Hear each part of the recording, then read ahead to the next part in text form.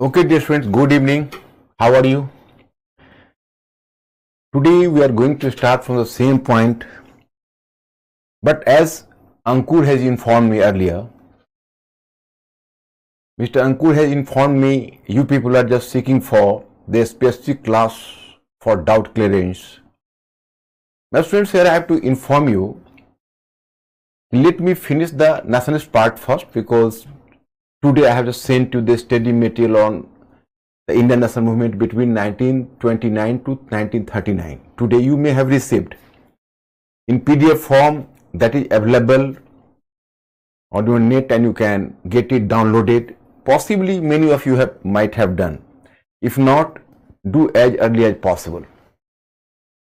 तो मुझे सूचना मिली कि आप लोग एक डाउट क्लियरेंस क्लास चाहते हो, तो मुझे पहले जैसे आज मैंने 1929-30 का स्टडी मटेरियल दिया है, जब आप 39 तक पहुंच जाओगे तो हम 39 से 45 कवर करेंगे और 45 से फिर 47. So this is in this week, this is the last one class, you know. Then once again we will start from Monday. So Monday, Tuesday, Wednesday and maximum to Thursday, I think your national movement would be finished. So next week I will give you, first of all, I will give you the full-fledged doubt clearance class, and after giving the doubt clearance class and only then I will move further in post-independence era. So here I am giving the assurance that I will do, although on daily basis I am just making your doubt clear, but still if something is left, as Mr. Ankur has informed me, so I will do. मतलब वैसे तो मैं आपको प्रत्येक दिन भी daily basis पर आपका डाउट क्लियर करता हूं, लेकिन फिर भी स्पेसिफिक डिमांड है, स्पेसिफिक डिमांड को देखते हुए मैं उसे करूंगा. तो मुझे लगता है कि अभी करने के बजाय अब 3-4 क्लास बच गए हैं, हम लोग नेशनल मूवमेंट को फिनिश कर लें. तो चलिए, अब my question is कि once again I have to start from the 5 MCQ questions and you are smart enough to answer the question in a very efficient manner. So let me start now. Question number first. Put the following events pertaining to non-cooperation and खिलाफत in chronological order in ascending manner. मतलब आप असहयोग और खिलाफत आंदोलन से संबंधित जो घटनाएं हैं उसको आप काल क्रमानुसार बढ़ते हुए क्रम में सजाइए. इंक्रीजिंग मतलब ascending manner. Point 1, beginning of खिलाफत मूवमेंट मतलब खिलाफत आंदोलन की शुरुआत. 2, Gandhian proposal of Swaraj in a single year मतलब गांधी जी की यह घोषणा की एक वर्ष में स्वराज्य मिलेगा. And 3rd, special session of Calcutta. And 4th, arrest of Gandhi मतलब तीसरा कलकत्ता का विशेष अधिवेशन और चौथा गांधी जी की गिरफ्तारी. अब choices are clear. 1, 2, 3, 4. Choice A, B 2, 1, 3, 4, C 1, 3, 2, 4 and D 1, 2, 4, 3. So my students, be fast please.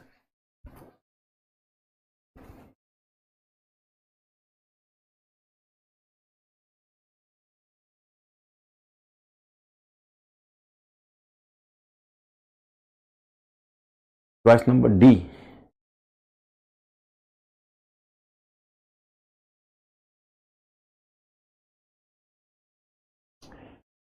My student, the question is a bit ticklish, so you people will find difficulty, but here I am making clear.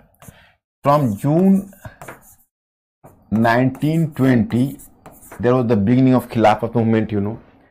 मतलब जून 1920 में खिलाफत movement आरंभ हुआ था. Then you have to move to special session of Calcutta, September. As you know, कि this non-cooperation movement started in August 1920, but it got acceptance and approval from the Congress first in a special session of Calcutta in September 1920 and then Nagpur, regular session of Nagpur in December 1920. So September 1920 is the second one choice. अब my students, here I have to inform you कि actually Gandhian proposal of Swaraj in a single year, this declaration was done in 1921. ये 1921 में इस प्रकार की घोषणा की गई थी. एंड अरेस्ट ऑफ गांधी, जो गांधी जी की गिरफ्तारी हुई थी, वो जानते हो आप March 1922.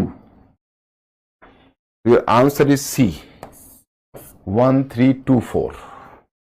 C is your correct answer. Mister Ankur, anybody of them selected C? C with. Question number 2. Which of the following events occurred along with non-cooperation movement? 1. Akali movement. 2. Chirala Pirala movement. Even yesterday I have talked about Chirala Pirala movement. And 3rd, assassination of police officer Sanders.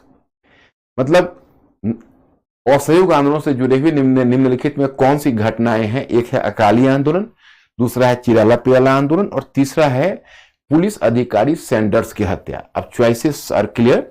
Choice A 1 3, choice B 1 2, C 2 3 and D 1 2 3. Be fast my students. Almost B. Yes, B is the correct answer. You are correct, smart enough to solve the question. Question number 3rd.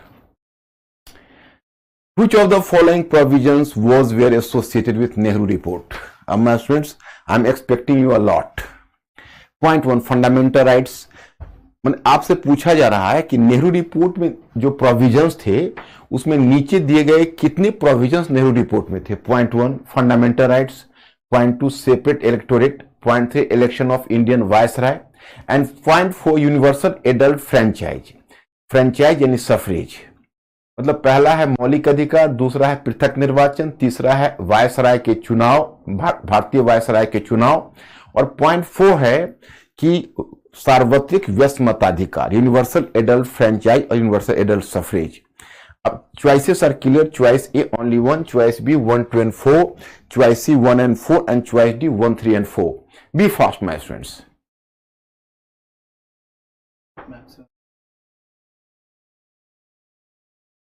Maximum? Smart enough. Smart guys. C is the correct answer.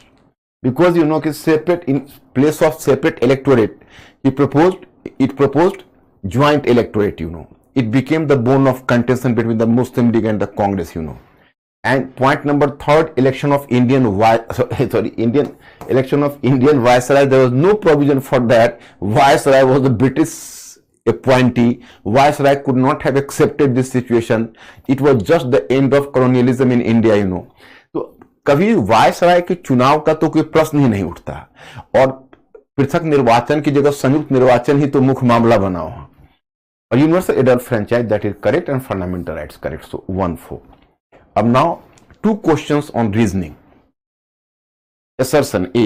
All the 7 members of the Simon Commission were white. Reason.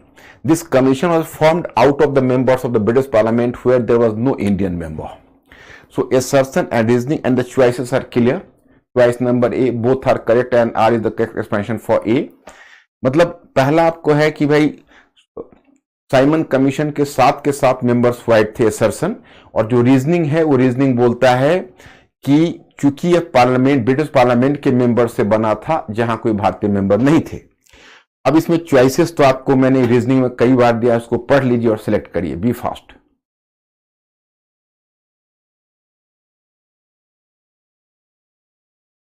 All are selecting C. Good my friends. You are recalling that actually at least in the British Parliament at least there were 2 Indian members. Possibly you are recalling. That was Lord S.P. Sinha and Dr. Saklatwala. I have already informed you कि British parliament में 2 कम से कम भारतीय सदस्य थे, Indian members थे. Doctor SP Sinha, Lord SP Sinha और doctor Saklatwala. तो ये आर गलत हो गया, तो सी आंसर है. Question number 5. Assertion A. The Muslim League did not accept the Nehru report. Reasoning. Jinnah demanded the guarantee of a coalition government at the center. मतलब assertion में है कि मुस्लिम लीग ने नेहरू रिपोर्ट को एक्सेप्ट नहीं किया, और रीजनिंग में है कि जिन्ना केंद्रीय सरकार में एक मिली जुली सरकार की गारंटी चाहते थे. You are having the 2 choices and now my students make an attempt to answer the question. Be fast.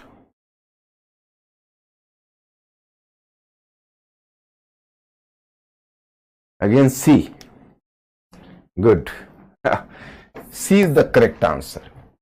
Actually your achievement is commendable here, because except the question number first, which was a bit ticklish, a bit confusing, so you are not accountable for that. Some of you have committed mistake, no problem at all, but all the rest 4 questions, even these questions are challenging and you have performed well. So it is a matter of utter satisfaction for me. मतलब आपने फिर भी पहला question तो मैं मान के चलता हूं थोड़ा कंफ्यूजिंग था, क्योंकि सूरज जी ने 1 ईयर 1921 में एग्जैक्टली गांधी कहा, ये याद रखना बहुत मुश्किल है। लेकिन बाकी के 4 क्वेश्चंस भी चैलेंजिंग ही थे, लेकिन आपने बहुत बढ़िया से उसका समाधान किया। तो मैं बहुत खुश हूं आपके इस परफॉर्मेंस से। अब what about the mains question? Mister Ankur, just inform me yesterday I have given to my students some assignment on some assignment in the form of a question on the Gandhi and Ambedkar's approach. So did they do the question or do they need my help?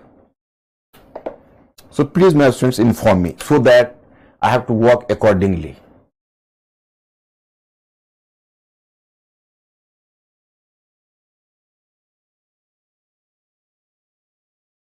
Please be fast.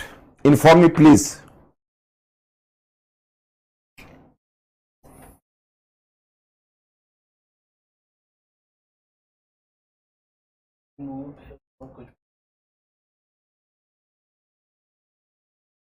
Oh, some believes कि no help and some believes कि help चाहिए.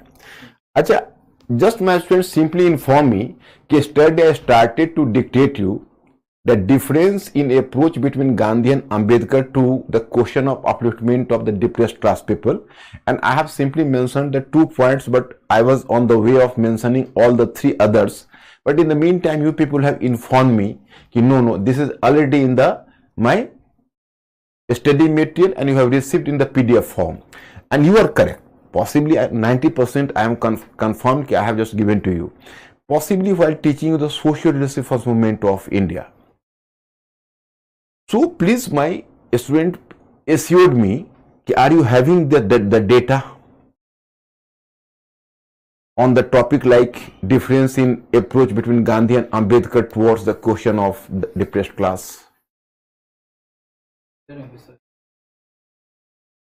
नहीं, go just move to the PDF, that is Indian Renaissance and socio-religious first movement of 19th century. There in the end where I have dealt with the caste movement, there I have mentioned about the 5 points.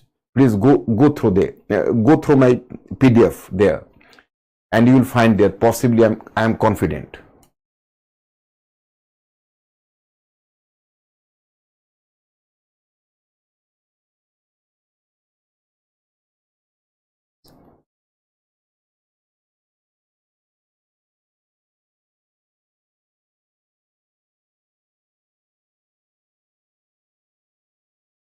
There is one question on Gandhi and Ambedkar.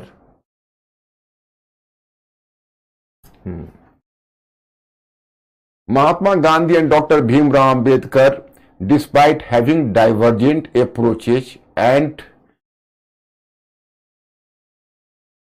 strategies, had a common goal of amelioration of the downtrodden. Elucidate. 200 words UPSC 2015. My students, if you people just need my help, no problem at all. I am making you clear. I am giving you some idea.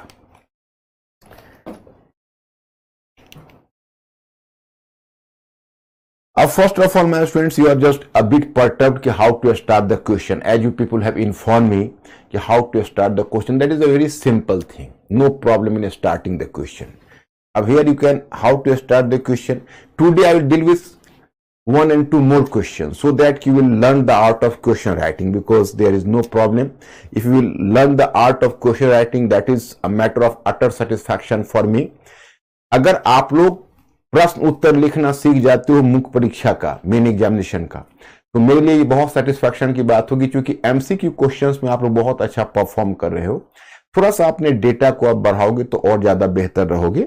अब आने वाले time में पहले एक बार हमें modern finish कर लेने दो, and then you will just do the.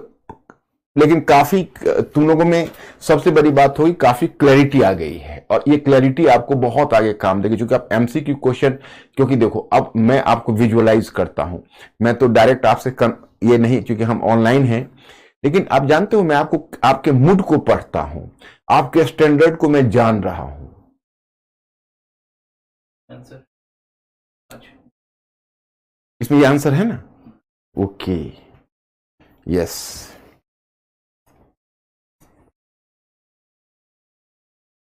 आज वाले ना? हाँ, let me observe here, just 1 minute।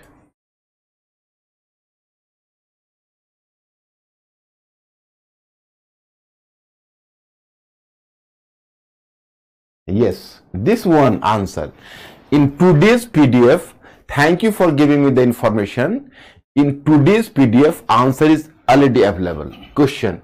Mahatma Gandhi and Dr. Bhimrao Ambedkar, despite having divergent approaches and strategies, had a common goal of amelioration of the downtrodden. Elucidate UPSC 2015.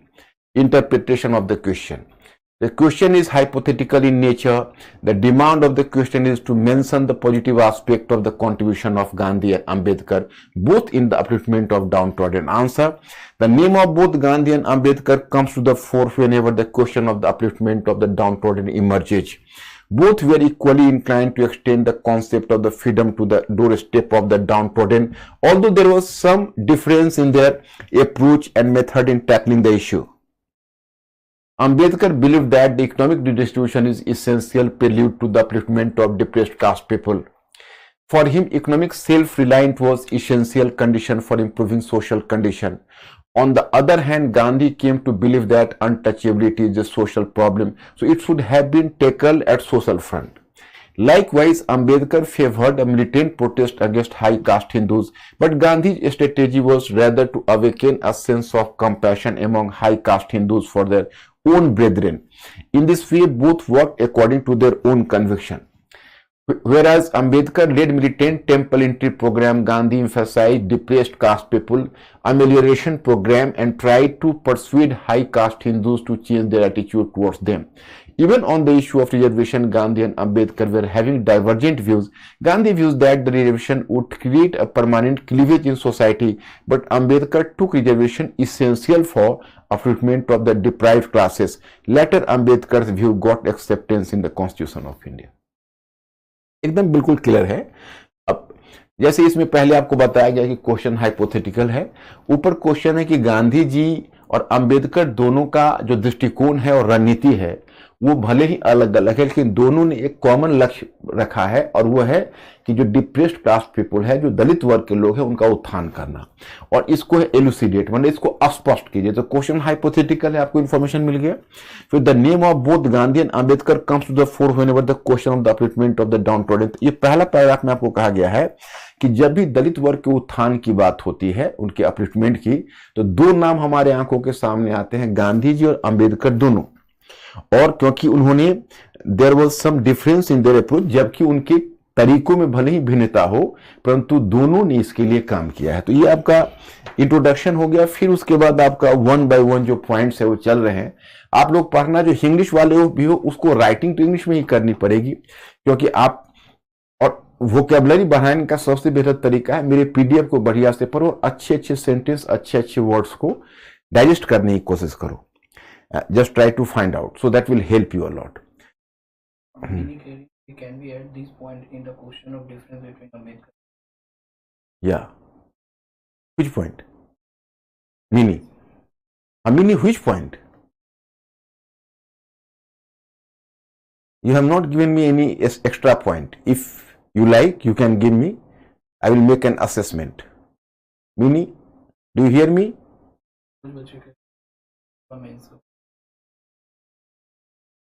क्या है question? 1920s. Okay, हाँ, yes, I will do the question on 1920s. I am going to do 1 and 2 questions, so let me finish that PDF, then I will deal with the question, no problem. What?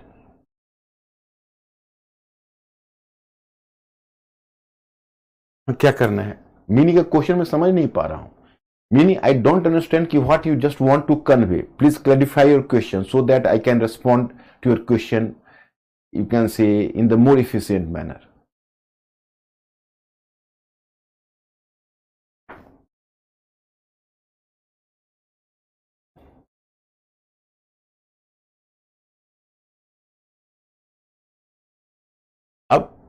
Now, my students, I have just given you the diagram earlier. Is the question clear, Mr. Ankur?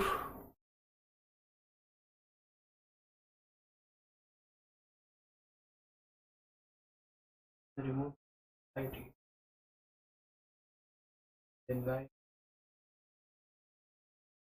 Gandhi was having some different approach. Gandhi was a different man. He was having a different approach.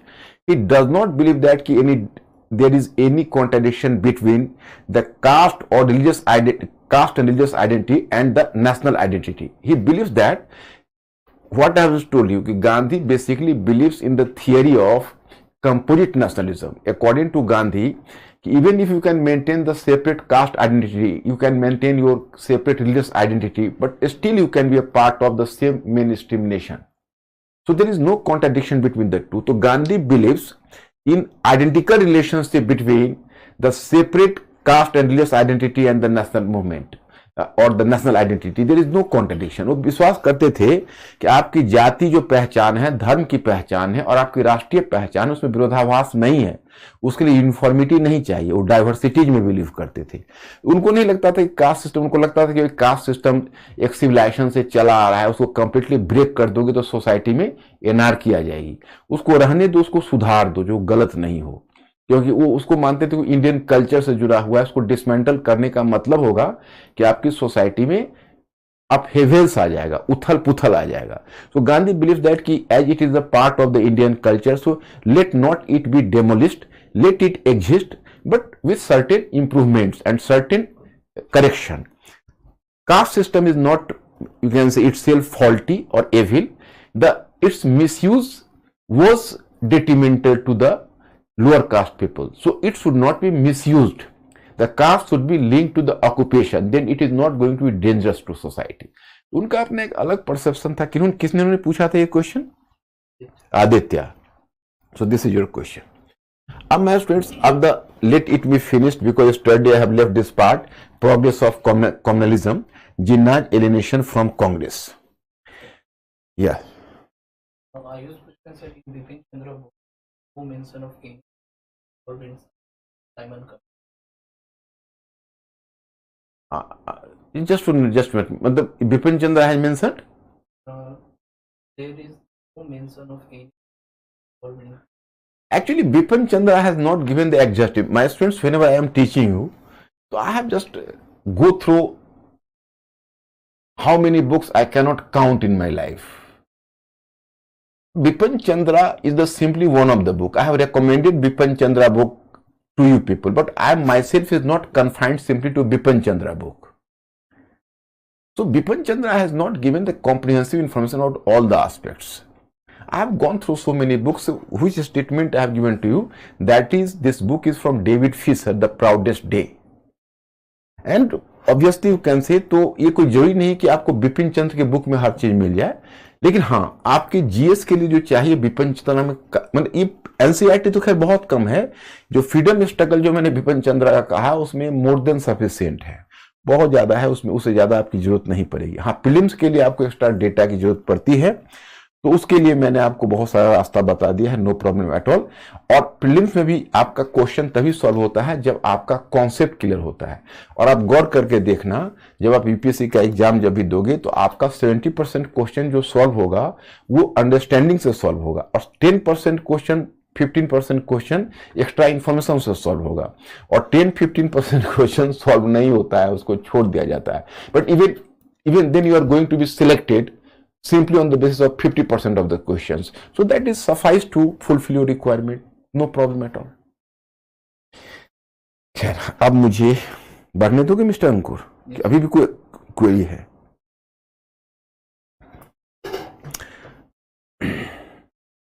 Here you find कि progress of communalism, Jinnah's alienation from the Congress.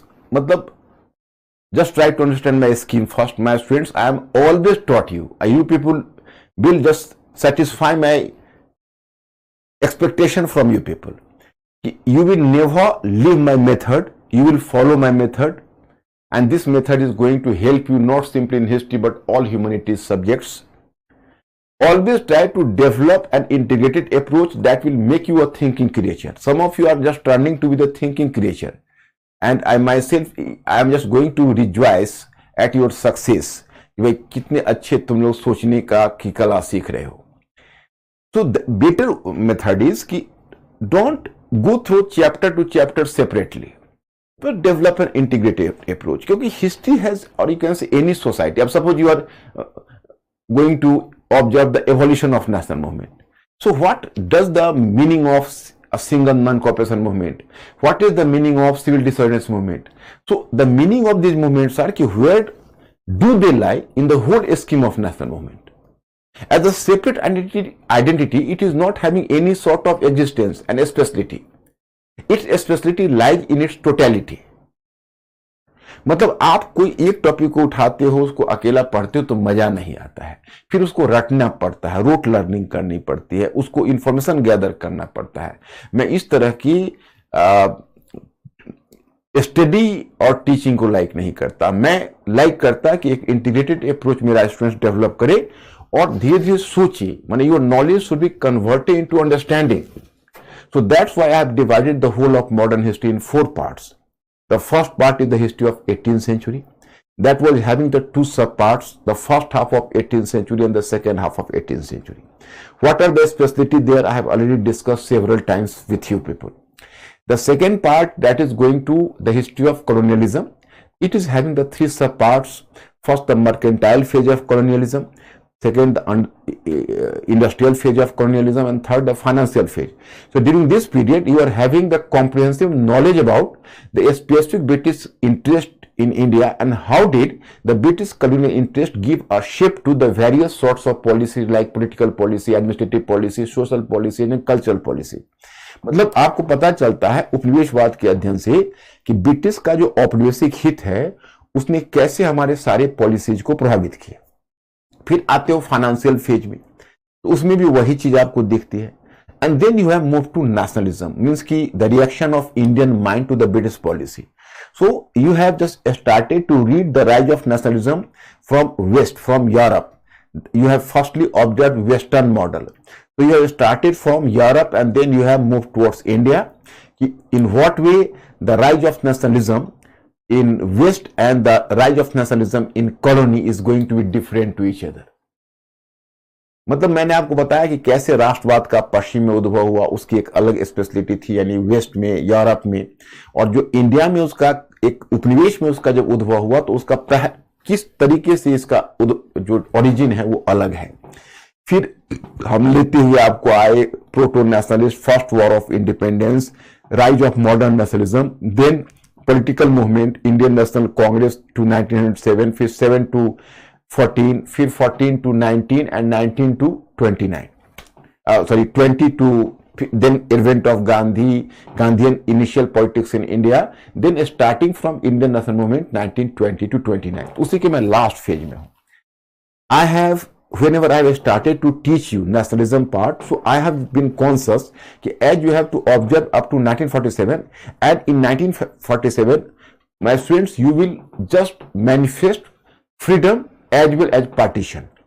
So as the growing nationalism resulted into the freedom of India, so the growing communalism just culminated into the partition of India. So that's why in every segment I have given one line nationalism and another line communalism. So that's why even in this diagram you find between 20 to 29, one aspect is nationalism, and I have dealt with nationalism till lower class movement, and then the single one that is called communalism. So actually on the front of communalism, what do you find? जब आप संप्रदायवाद के मोर्चे पर देखते हो तो आपको यहाँ पर क्या स्पेशलिटी नजर आती है. तो पहला मैंने कहा कि जिन्नाज एलिनेशन फ्रॉम कांग्रेस, मतलब जो मोहम्मद अली जिन्ना है उसका कांग्रेस से अलगाव. तो भाई मोहम्मद अली जिन्ना का कांग्रेस से अलगाव क्यों हो रहा है? Why alienation? तो एक्चुअली यू नो कि आप if you are just going to observe on surface basis, तो Jinnah launched non-cooperation movement, when Gandhi launched non-cooperation movement, so Jinnah inquired from Gandhi कि you have started non-cooperation movement on the issue of Khilafat. Jinnah didn't support the issue of Khilafat, but it was not the matter of protest for Jinnah. Jinnah was irritated कि he just inquired from Gandhi, the term of Swarajya given by you is a vague term. So please clarify me what do you mean by the moral freedom in Swarajya. So whatever explanation was given by Gandhi, Jinnah was not satisfied. He didn't support non-cooperation movement and finally he resigned from the Congress. So in 1920 he resigned from the Congress. But he had already become the member of the Muslim League in 1913 itself. So he started to continue as the member of the Muslim League, and then after that he became after 1920s he became the president of the Muslim League. And the Muslim League was the undemocratic organization, so he remained lifetime president, you can say. Lifetime president means who is going to replace him? He was the single one personality and he was having the larger than life image, you can say. तो क्या है कि उसने कांग्रेस से resign कर दिया और वो 1930 में ही मुस्लिम लीग का मेंबर बन चुका था। एक्चुअली था क्या कि इससे पहले जो तिलक थे या फिर बाकी कांग्रेस लीडर्स थे, वो जिन्ना का यूज इंटरलोक्यूटर्स के रूप में कर रहे थे। इंटरलोक्यूटर्स का मतलब है कि जानबूझ के उनके उसमें तो खैर तिलक नहीं थे, बाकी मोतीलाल नेहरू और कांग्रेस के बाकी लीडर्स थे, वो जिन्ना एक मॉडरेट लीडर्स थे, तो जिन्ना को लोग अपने साथ रख रहे थे और जिन्ना को उन लोगों ने ही इस बात के लिए मोटिवेट किया था कि आप मुस्लिम लीग का मेंबर भी रहिए, क्योंकि जिन्ना कांग्रेस और मुस्लिम लीग के बीच इंटरलोक्यूटर का काम करेंगे। और जिन्ना ने किया भी, तभी तो लखनऊ पैक्ट हुआ, कांग्रेस को और लीग को करीब लाने में जिन्ना ने रोल निभाया। लेकिन अब जिन्ना हाथ से निकल गए गांधी के आने के बाद। मतलब earlier as Jinnah was a moderate leader, so the earlier moderate leaders were promoting Jinnah consciously, and Jinnah was motivated even to be the member of the Muslim League, and Jinnah had to work as an interlocutor. Interlocutor matlab middleman, interlocutor between the Congress and the Muslim League, and he did it successfully in Lucknow Pact. But after the rise of Gandhi, Jinnah developed a sense of alienation for the fact that Gandhi didn't believe in the drawing room politics or the politics of petition. He was basically Gandhi was a mass leader. So he was a mass leader, he was making a mass appeal, and he believed in the politics of the street, roads and the street. So while just taking the lathi, he was moving on the road, going to the people, making a contact with the masses of India, the large masses, and Gandhi started the era of mass movement. So as the era of mass movement started, so the size of the political you can say political status of the earlier Congress leaders was downsized after this mass movement, because they were not equal to Gandhi, and Gandhi developed a larger than life image in the eyes of the common people. So whatever may be the leaders earlier, Motilal Nehru, Madan Mohan Malviya, whatever the leaders, even Bal Gangadhar Tilak, so actually their personality was simply and status was downsized due to the rise of Gandhi. Even the personality of Jinnah was likely to be downsized because he was after all a moderate type of leader, and he was having some reservation against the mass movement. He was having an elitist approach, taking the Scotch whiskey, and you can say he was taking cigar. He was just living the life of a lord. He was a very successful lawyer, and he was born with a silver spoon in his mouth. So Jinnah was leading a life of an elite, and he could not mix with the common people like Gandhi. So Jinnah came to realize that I'm now in Congress, my future is in jeopardy. My future is, you can say, a very very indefinite and very, you can say, precarious and jeopardy. So it is better to leave Congress now and to make my identity as the leader of Muslim League, so that my status should not be downside and I could maintain my political status in India through this communal politics. So that's why Jinnah, for political reason, although in his personal conviction, Jinnah was a secular leader. Earlier, as he worked as a, you can say, interlocutor between the Congress and the Muslim League, so even Sarojini Naidu preferred to give him the acronym, the ambassador of Hindu-Muslim unity. He was characterized as the ambassador of Hindu-Muslim unity. But same Jinnah turned to be communal after the rise of Gandhi, because Gandhi started a new brand of politics, that was the mass politics in India. तो मेरे विचार से मैं students अब हिंदी में बोल देता हूं।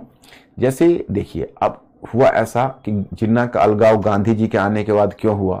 क्योंकि गांधी जी ने पॉलिटिक्स का तरीका ही बदल दिया।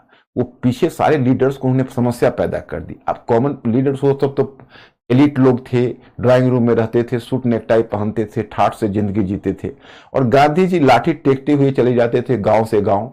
अब इन लोगों को दिक्कत होनी यह थी कि ये लोग तो कॉमन पीपल के साथ मिक्स नहीं कर सकते थे, इस तरह का पॉलिटिक्स कभी समझा नहीं था। तो गांधी जी के आने से इन लोगों का जो राजनीतिक कद है वो छोटा हो रहा था। तो अब इन लोगों ने सोचा, अब वो क्या करते, हिंदू लीडर्स के पास तो कोई चॉइस ही नहीं था, क्योंकि उनके पास कोई अल्टरनेटिव पॉलिटिक्स नहीं था। तो गांधी जी के अंतर्गत ही वो अपने छोटे साइज लेकर ही रहे।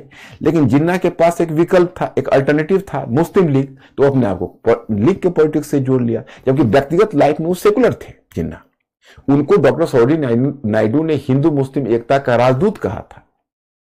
लेकिन अब पॉलिटिकल रीजन से वो चले गए लीग के पॉलिटिक्स में, तो ये अलगाव हुआ। Second one, you know, I have already told you that when Nehru report, at the time of Nehru report in 1928, you can say, in Nehru report basically, you know, he just suppressed the separate electorate. It rejected the separate electorate, and obviously you can say Congress had already accepted the separate electorate earlier, but now Nehru report was not going to continue it, and it gave a proposal of joint electorate.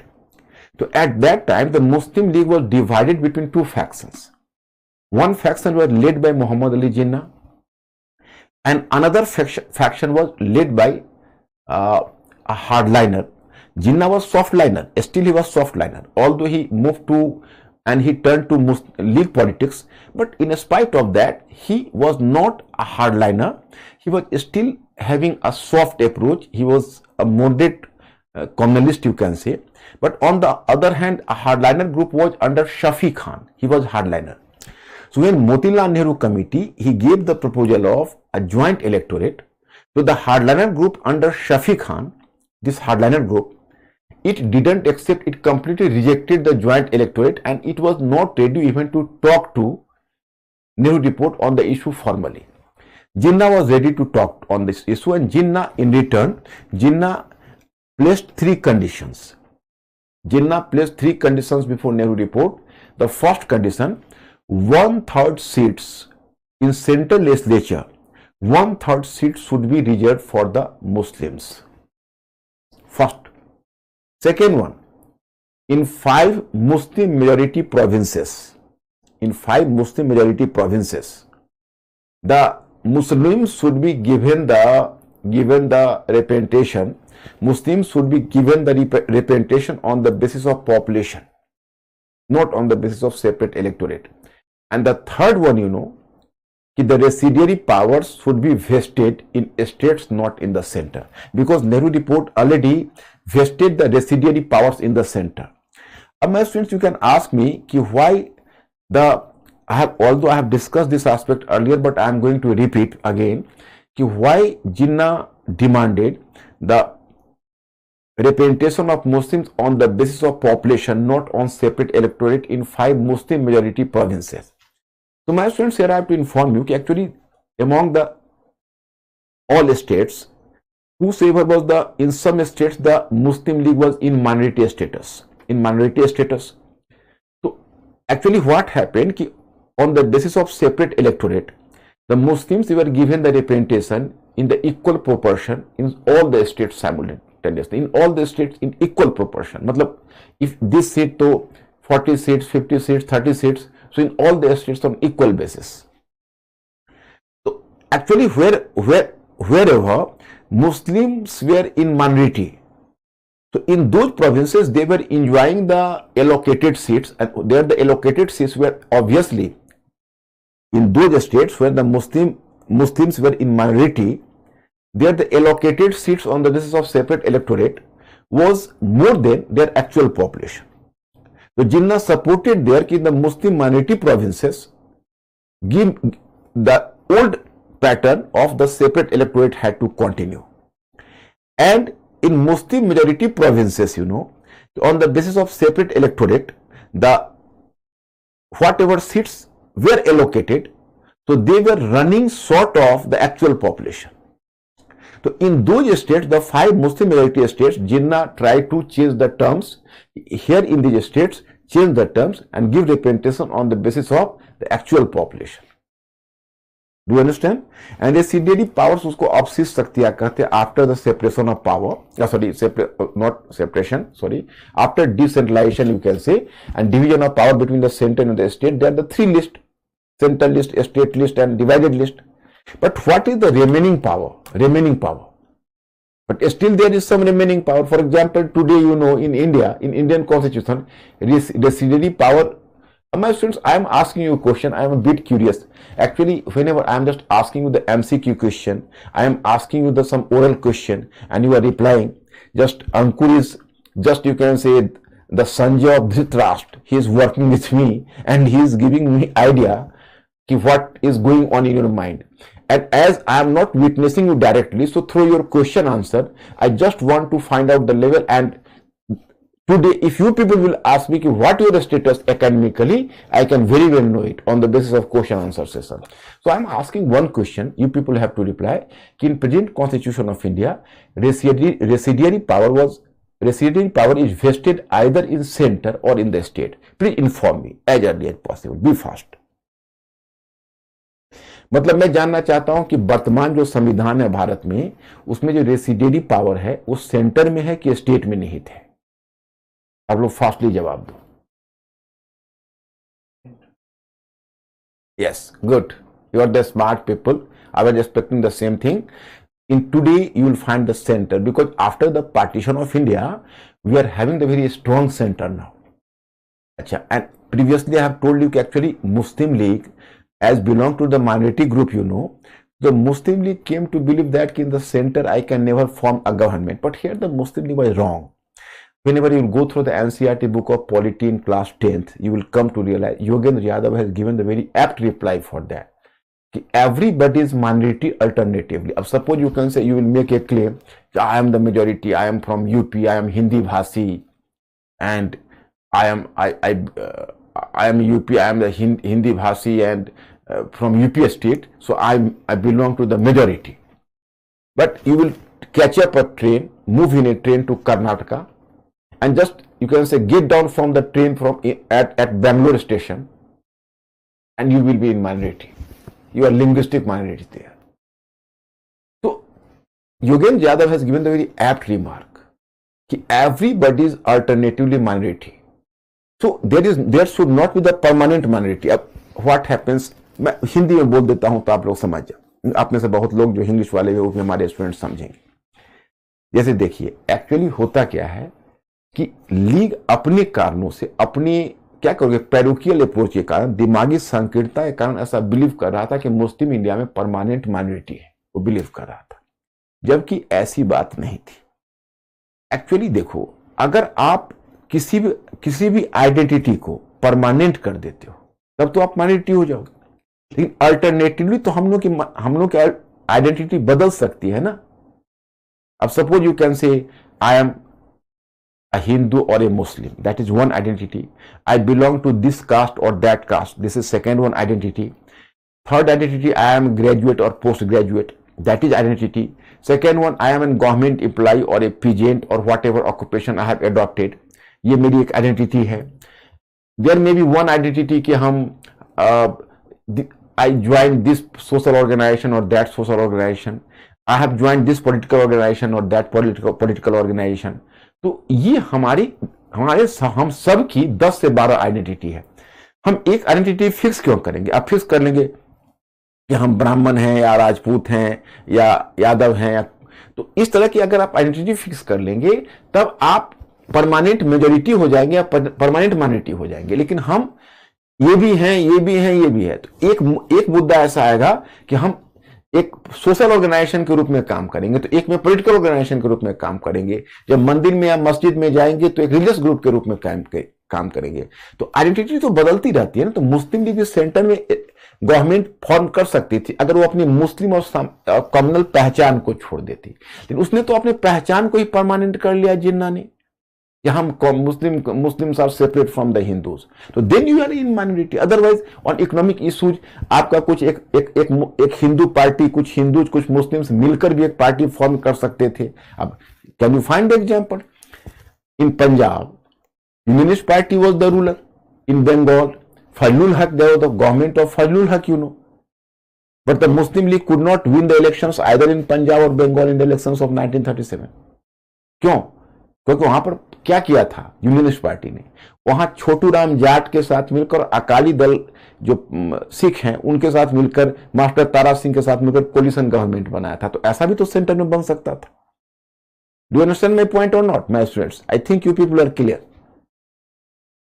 The Muslim League could have formed the coalition government, but Muslim League came to realize that as we are in permanent minority, so in center we cannot form the government. We can form the government in the states. So better to make a state stronger. And Congress, for the sake of unity and integrity of the nation, and to make India a powerful nation, the Congress was inclined to strengthen the central government. So there was dichotomy in interest between the Congress and the Muslim League. Muslim League preferred the weak state, the Congress preferred the strong state. So this was the case. So here my point is, you find here the, yes you know, that's why मतलब अब कांग्रेस है वो एक मजबूत सरकार केंद्र में चाहती थी और मुस्लिम लीग एक कमजोर सरकार केंद्र की बनाना चाहती थी और स्टेट को एक मजबूत सरकार बनाना चाहती थी, स्ट्रॉन्ग सरकार बनाना चाहती थी स्टेट को. वो कहती थी रेसिडेंशियल पावर ऑफ स्टेट में डाली. यही 3 कंडीशन दिया.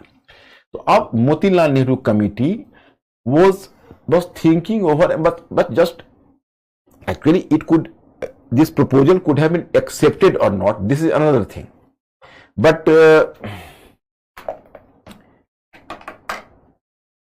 this proposal should have been accepted or not. This is another thing. But it was opposed by simultaneously by Sikh League and Hindu Mahasabha.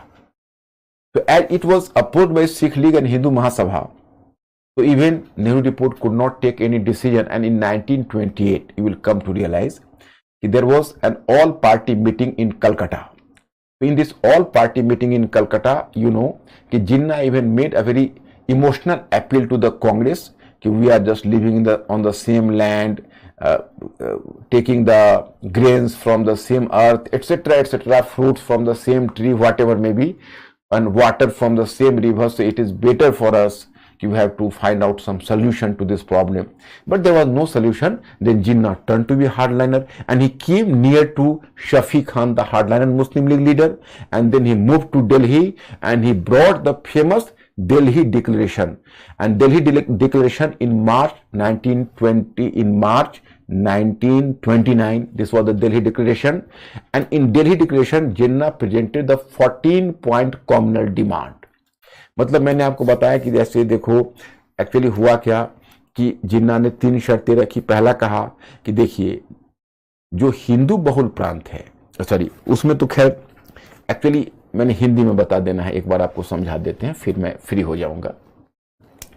Actually हुआ ऐसा कि जब नेहरू रिपोर्ट ने पृथक निर्वाचन को अस्वीकार करके संयुक्त निर्वाचन को डाला तो शफी खान ने तो कहा इस पर मैं बात ही नहीं करूंगा. जिन्ना बात करने के लिए तैयार थे, परंतु उन्होंने 3 शर्तें रख दी. उन्होंने कहा कि देखिए पहला तो आप हमको केंद्रीय विधानमंडल में जो सेंट्रल लेजिस्लेचर है उसमें 1/3 जो सीट्स है वो मुसलमानों के लिए आरक्षित चाहिए, रिजर्व चाहिए, पहला. दूसरा जो मुस्लिम बहुल प्रांत है वहां पर आप जनसंख्या के आधार पर वहां प्रतिनिधित्व दीजिए, रिप्रेजेंटेशन दीजिए. क्यों? तो जो सारे प्रांतों में जहां मुस्लिम अल्पमत में थे, एक्चुअली उनको सेपरेट इलेक्टोरेट के आधार पर, पृथक निर्वाचन के आधार पर मिला हुआ था, और पृथक निर्वाचन के आधार पर उनको जो जहां वो अल्पमत में थे, जहां वो माइनॉरिटी स्टेटस में थे, वहां तो उनको जनसंख्या से ज्यादा सीटें मिली हुई थी. लेकिन जहां वो बहुमत में थे वहां चूंकि सब सारे स्टेट में इक्वल कोटा कर दिया था, तो जहां बहुमत में थे वहां कम था. वो चाह रहे थे जहां हम अल्पमत में हैं वहां पुराना वही सेपरेट इलेक्टोरेट के आधार, पृथक निर्वाचन के आधार पर ही मिले. लेकिन जहां हम बहुमत में हैं वहां पर हमको जनसंख्या के आधार पर कर दिया जाना चाहिए. वो चाहते थे हेड और टेल दोनों हमारे फेवर में हो. खैर एनीवे, थर्ड कि जो अवशिष्ट शक्तियां रेसिडियरी पावर से वो प्रोविंस में आप निहित कर दीजिए, अब सेंटर में नहीं प्रोविंस में। तो इस पर कांग्रेस कुछ विचार ही कर रही थी, लेकिन तभी उधर से ऑल इंडिया सिख लीग था, हिंदू महासभा थी, तो लोगों ने काउंटर प्रेशर किया कि नहीं, कंसेशन नहीं मिलना चाहिए। अंत में कलकत्ता में एक ऑल पार्टी मीटिंग हुई। जिन्ना ने वहां पर लोगों को बहुत काफी, कांग्रेस को भी इमोशनल भावनात्मक अपील की कि देखिए हम लोग एक ही मिट्टी में पले बढ़े, एक ही मिट्टी के उपज खाते हैं, एक ही नदी में पानी पीते हैं, वगैरह वगैरह। सो इसका कोई सोल्यूशन हम लोग मिलजुल कर निकालें, परंतु बात बनी नहीं। तो वहां से वो चले आए दिल्ली, और दिल्ली में मार्च 1929 में उन्होंने अपना फेमस दिल्ली डिक्लेरेशन लाया। तो वही उसमें उन्होंने 14 सूत्रीय सांप्रदायिक मांगे रख दी, और वही मुस्लिम लीग की राजनीति का आधार बन गई। तो अब जिन्ना भी बदल गए, शफी खान के आवाज में सुर मिलाने लगे। यही स्थिति है, और यहीं पर आपका 29 समाप्त होता है। अब यहीं से हम आगे बढ़ेंगे। My student, अब now I have to deal with some questions. Even you people have given me some question the one day earlier and the day before earlier. I have just given you some question. So पहले मैं देखता हूं अब ये question को।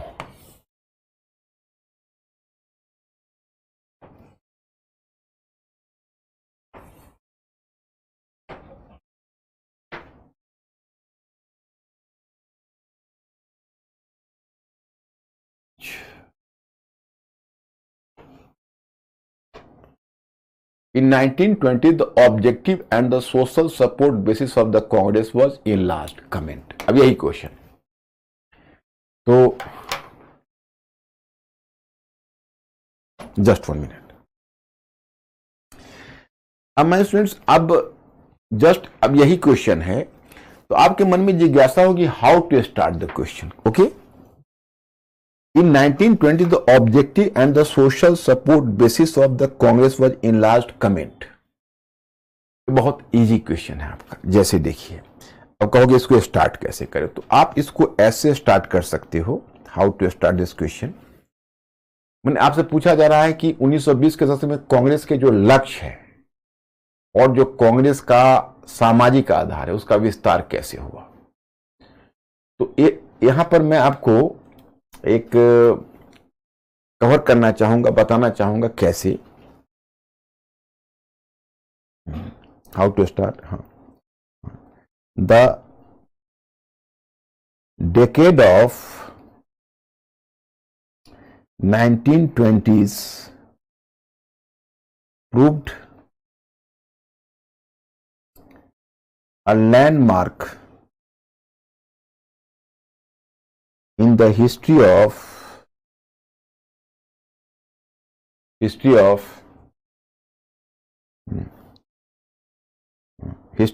freedom movement in India. Freedom movement in India.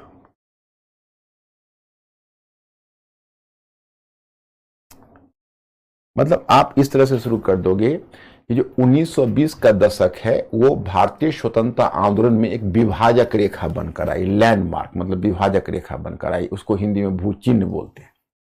ये आपका introduction शुरू हो गया, क्योंकि अब you people are smart enough to identify the question. If I am going to ask the question कि whether the question is argumentative or hypothetical, so be fast, reply my question, whether is this question hypothetical or argumentative. Whenever I will ask the question, you people have to respond quickly, because this is the means. What I have told you, Mr. Ankur is just like the Sanjay of Dhritarashtra. So I have to find out the response from the Mr. Ankur. Mr. Ankur, ask them. Question is hypothetical or argumentative?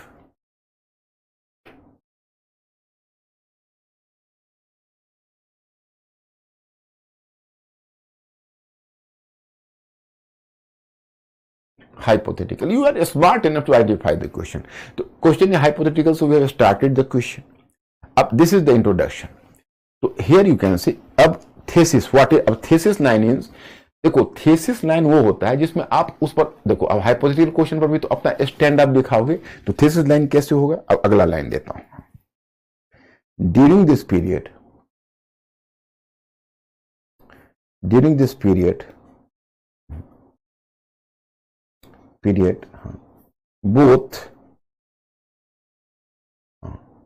both the objective the objective and the social support basis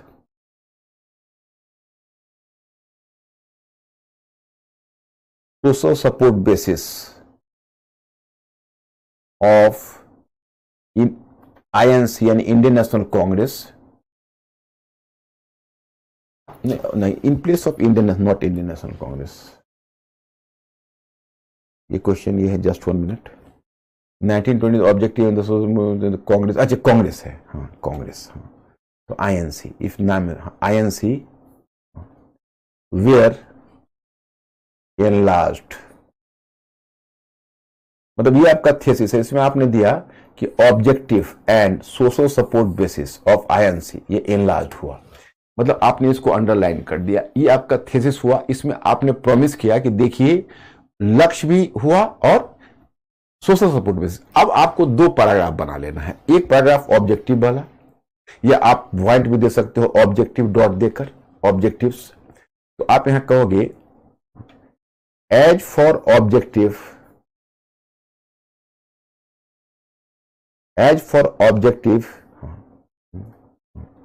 earlier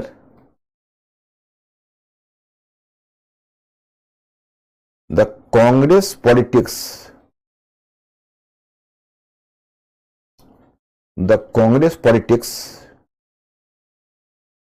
was guided by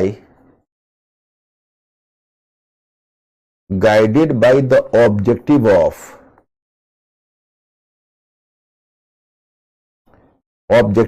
political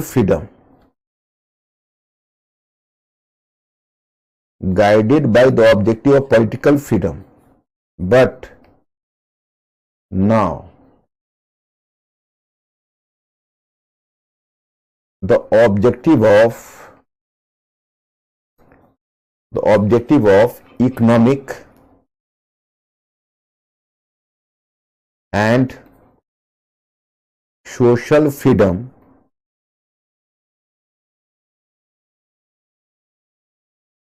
was also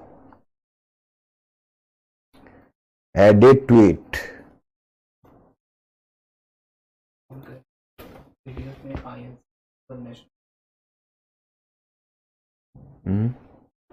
PDF में मतलब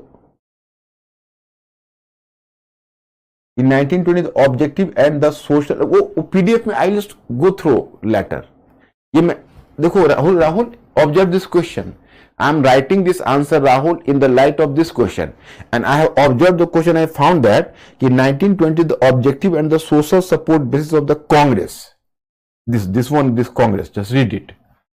So keeping this thing in mind, I am writing. If there could have been national movement, I could have been changed the term. It hardly matters for you. Go through the question. The first thing is, whenever you start question writing, so firstly underline the keywords. In 1920s. In 1920s, what is the basis of counting the 20s? Starting from 1921 to 1929. That is 1920s. मतलब 1921 से 1929 तक count करोगे, 1920 जो होता है वो हमेशा आगे चलता है। ओके, तो इसका मतलब है कि इस टाइम में जो हुआ द ऑब्जेक्टिव, तो आप पॉलिटिकल फ्रीडम से इकोनॉमिक फ्रीडम हो गया। अगर नेशनल मूवमेंट होता तो यहां पर हम थोड़ा पीजेंट का अभी भी देंगे कांग्रेस में, लेकिन अब कांग्रेस है तो हम थोड़ा सा हमारी राइटिंग अलग हो जाएगी।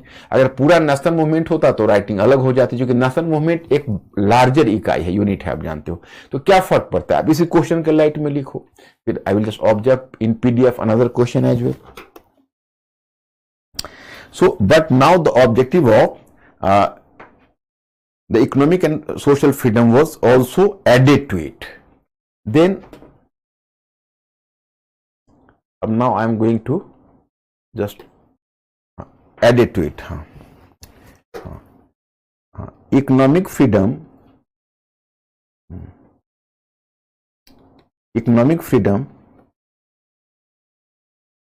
implied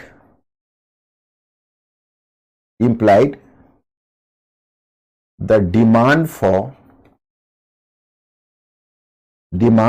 economic redistribution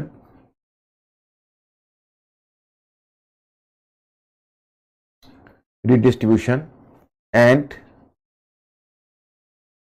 social freedom means social freedom means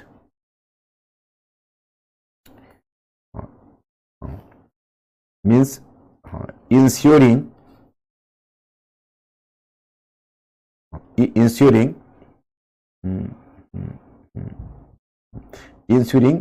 removing of social injustice,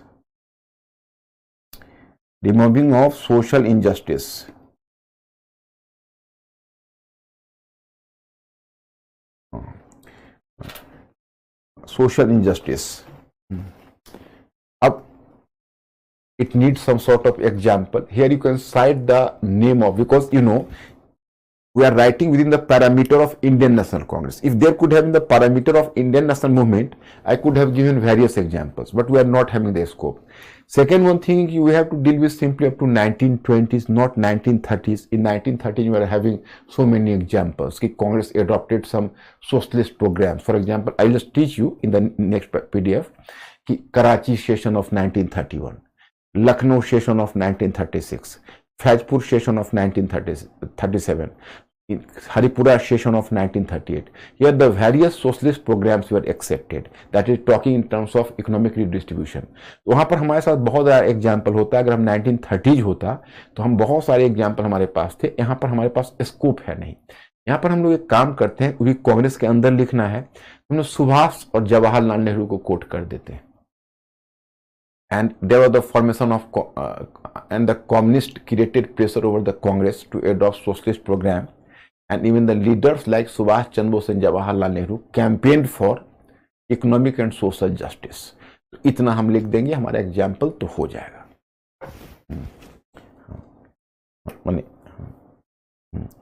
It was during this period that, because Communist Party was formed in 1925 itself, and initially after the formation of Communist Party of India in Kanpur in the All India session, then the Communist Party initially started to work along with the Congress. वैसे communist party को हम इसलिए यहाँ चर्चा कर रहे हैं, वो तो कांग्रेस का पार्ट नहीं है, लेकिन कांग्रेस के अंदर वो काम कर रहा है और उसकी कोशिश है कि हम कांग्रेस को मोड़ देते हैं सोशलिज्म की तरफ. It was during this period that Communist Party created pressure over the Congress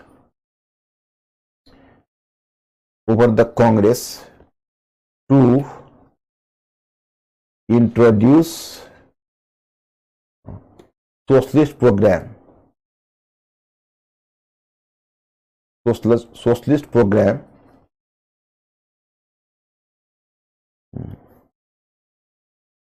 program underline the important line, program, and even the leaders like Subhash Chandra Bose,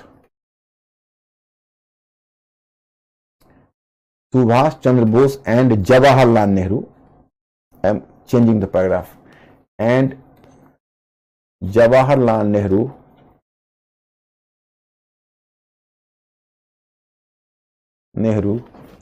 campaigned for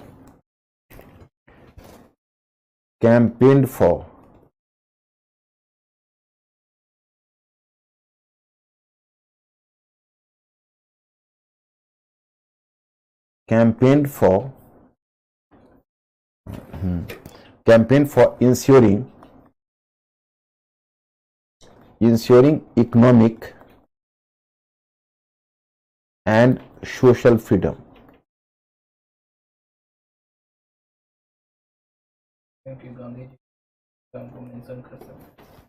Just 1 minute.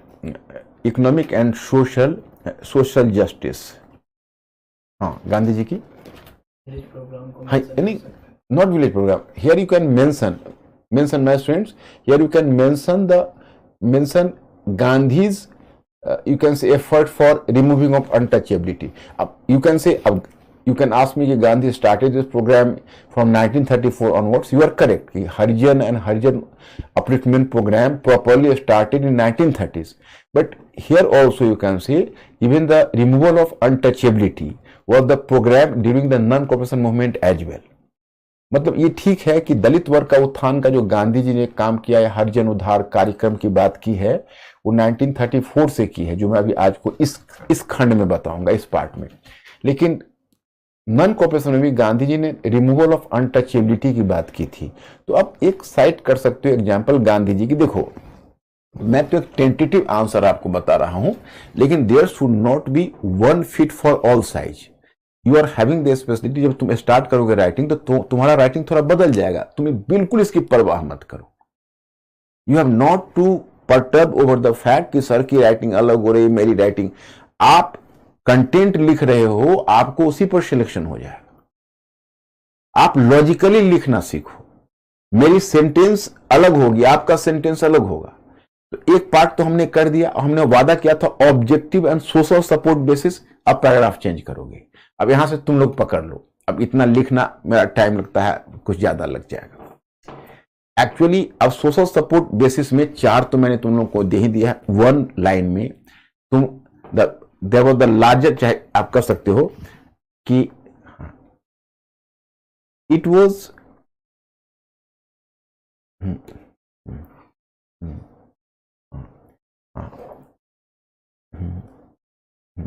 it was during this period, that it was during 1920s onwards, social support basis of the Congress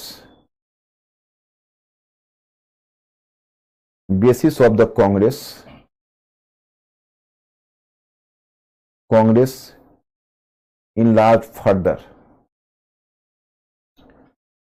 further under Gandhiji.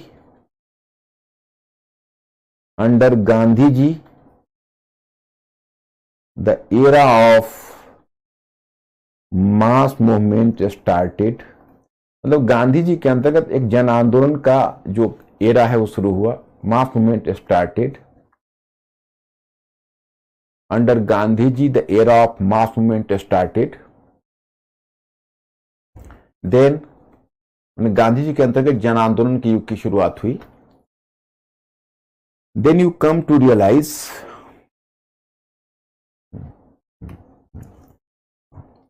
कि the Congress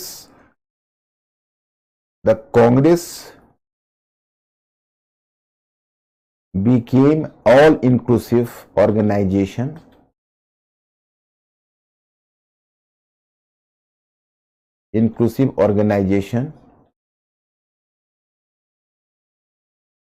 And then you have to mention ... I will there was the larger participation of women, peasants, and the peasants, the women. Dr. Sarojini Naidu, she was the active member of the Congress. Then women, the peasants, you can say, workers, working class people, they participated. Even in course of the non-cooperation movement, you find that there was such a larger part of working class participation. Working class, although they didn't get the support of you can say the capitalist class didn't give support to the non-cooperation. It will give support to they will give support to it will give support to civil disobedience movement, which I am going to discuss with you. But the capitalists didn't give support to non-cooperation. So, and then mention about 3 to 4 classes. The support basis of the Congress was enlarged. That's all. This is the answer.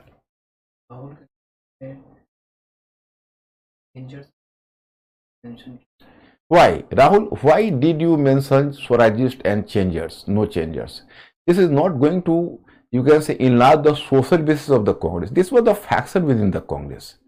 But initially, you people will commit this sort of mistake because you are in the stage of learning. So observe my answer and just try to pattern your answer on this basis. You can even form the points. You can take the points. आप point भी बना सकते हो. आप चाहो तो descriptive answer भी लिख सकते हो। अब मैंने डिस्क्रिप्टिव का मतलब पैराग्राफ, छोटा छोटा पैराग्राफ, लंबा पैराग्राफ मत करना, छोटा छोटा, the short paragraph. Tanya question was Gandhian ideology everywhere and always true as compared to other leaders. Tanya, your question is not clear. What? Read again, Tanya. Was Gandhian ideology everywhere and always true as compared to other leaders? True.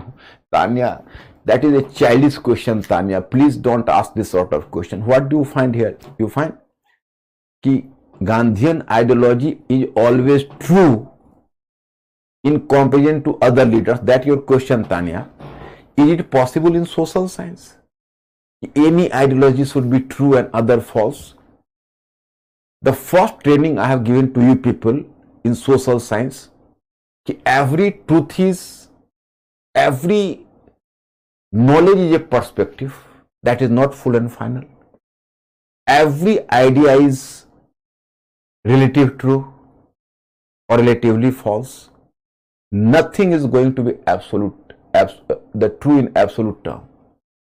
So Tanya, never raise such a question. You are my student in social science. I am always training you, and I am confident that till finishing this history part, I will make you develop the expertise in social science itself, and I will just inculcate an spirit of analysis in you people. मेरा विश्वास है कि मैं history के सारे part को पढ़ाते हुए तुम लोगों में एक सोचने की प्रवृत्ति, एक एनालिसिस करने की प्रवृत्ति विकसित कर दूंगा, वो ट्रेंड डेवलप कर दूंगा। ये मेरा विश्वास है, क्योंकि आप लोग अच्छे स्टूडेंट हो और आप लोग चीज़ों को जल्दी एसिमुलेट करते हो। कभी भी सोशल साइंस में ऐसा नहीं होता है कि इनका विचार सत्य है और इनका विचार गलत है। Every idea is going to be relatively true. अब कोई नाथुराम गोडसे का विचार कहोगे तो उसको तो मैं ट्रू नहीं मानूंगा, because it was anti human. Violence है, एंटी ह्यूमन है। वायलेंस भगत सिंह में भी है, लेकिन हम उसको जस्टिफाई कर सकते हैं क्योंकि it was against the oppressive rule. But in case of Nathuram Godse I can not justify his view. तो ये इसको तो हमको रिजेक्ट करना होगा। लेकिन बाकी जो लीडर्स हैं, नेहरू है, गांधी हैं, और भी लीडर्स हैं, तो गांधी की स्पेशलिटी क्या है? गांधी की स्पेशलिटी यह है कि गांधी का जो विचार है that is applicable even in future for all time come. I have told you कि in fact that's why Gandhi was characterised the post modernist thinker. तो ऐसा नहीं लिखते Tania, in future be careful. ऐसा स्टेटमेंट नहीं दोगे कि इनका टोटली हमेशा ट्रू रहते थे या फॉल्स रहते थे। गांधी ने भी तो अपना विचार को टाइम टू टाइम मॉडिफाई किया है, आप लोगों ने देखा है। चलो, Bhagat Singh sense of nationalism from other stalwarts the national movement. Dipanshu, I have already taught you Bhagat Singh. Bhagat Singh was having an alternative idea for nation building, secularism and the socialism and secularism. तो Bhagat Singh Marxist थे। तो कांग्रेस के जो बाकी leader का nation का concept है, उससे तो भगत सिंह का नेशन का कॉन्सेप्ट अलग होगा ही।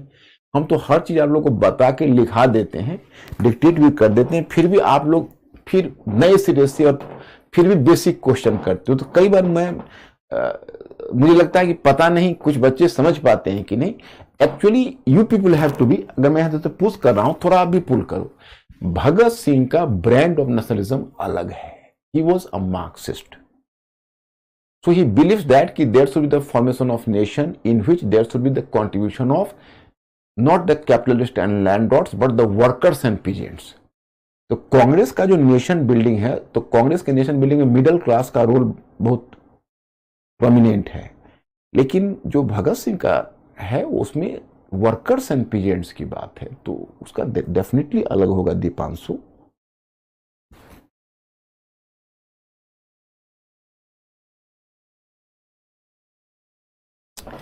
अब I am just coming to the last this two questions.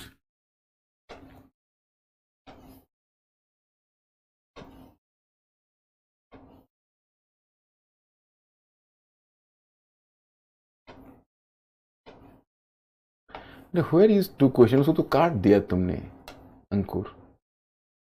अच्छा हाँ, मॉडल क्वेश्चन ये this one. Since the decade of 1920, the national movement acquired various ideological strands and thereby expanded. My friends, let this question be finished after doing 1930s, because what is the confusion I am making you clear. Since the decade of 1920, the national movement acquired various ideological strands and thereby expanded its social base. So question is, since the decade of 1920s, मतलब 1900 दशक और उसके बाद, इसका मतलब है कि हमें 1930s में भी जाना पड़ेगा, और 1930 अभी आपको मैंने पढ़ाया नहीं है, अब शुरू करने वाला हूं. तो mister Ankur, do one thing. Actually in this PPT, mister Ankur, in this PPT, you will just add this question as well, because after finishing 1930s, then I will do this question. And many voices had strengthened and enriched the national movement during the Gandhian phase. Even this question I will do after doing Quit India movement, because during Gandhian phase, in Gandhian phase, in true sense you can say the non-cooperation movement is the beginning phase. The Gandhian phase had to mature up to 1930s civil disobedience movement and Quit India movement. So let me do this topic. Carry these questions, Ankur. I will do this question later. Okay. So अब I am giving homework to you people. Question. Write the question. You have to try this question, and on Monday you will present me the answer. When I present me the answer, I will discuss with you orally.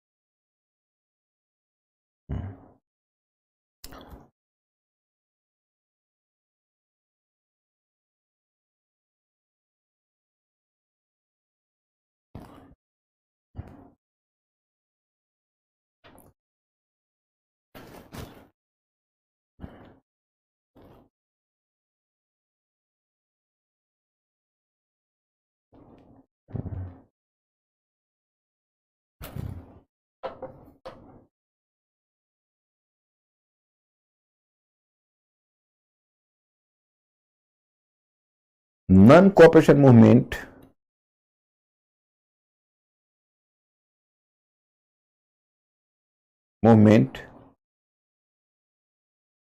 transformed the Congress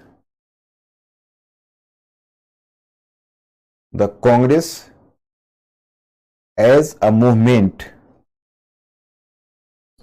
Congress as a movement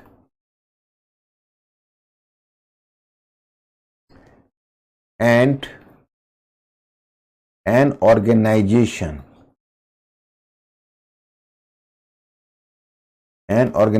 Both. Comment.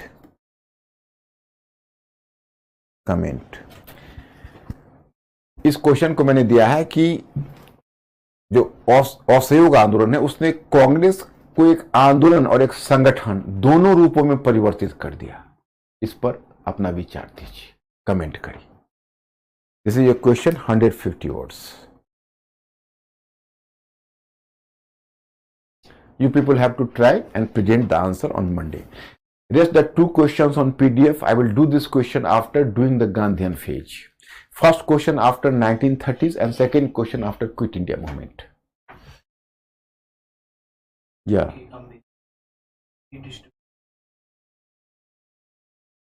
No. Gandhian trusteeship, Sakshi, how can you raise this issue? Sakshi, be mentally alert and just try to take some sermon from me. Actually, you have compared the Ambedkar's concept of economic redistribution, Sakshi, with Gandhian concept of trusteeship. How can you make a comparison? Gandhian concept of trusteeship was idealistic. The capitalists, through their change of heart, they have to discard their property. Is it possible in the real life? No, never. And Ambedkar was a realist. Ambedkar believed that no, make the people lose their property through making laws. You have to snatch their extra property and distribute in the depressed class people. So Ambedkar believes in class conflict, and Gandhi believes in the theory of class collaboration. मतलब मैंने साक्षी आपको बताना चाहा कि गांधी जी का कहना था trusteeship में कि जो कैपिटलिस्ट क्लास है उनका दिल पसीज जाएगा अपने ही देखकर, और वो अपनी संपत्ति छोड़ देंगे।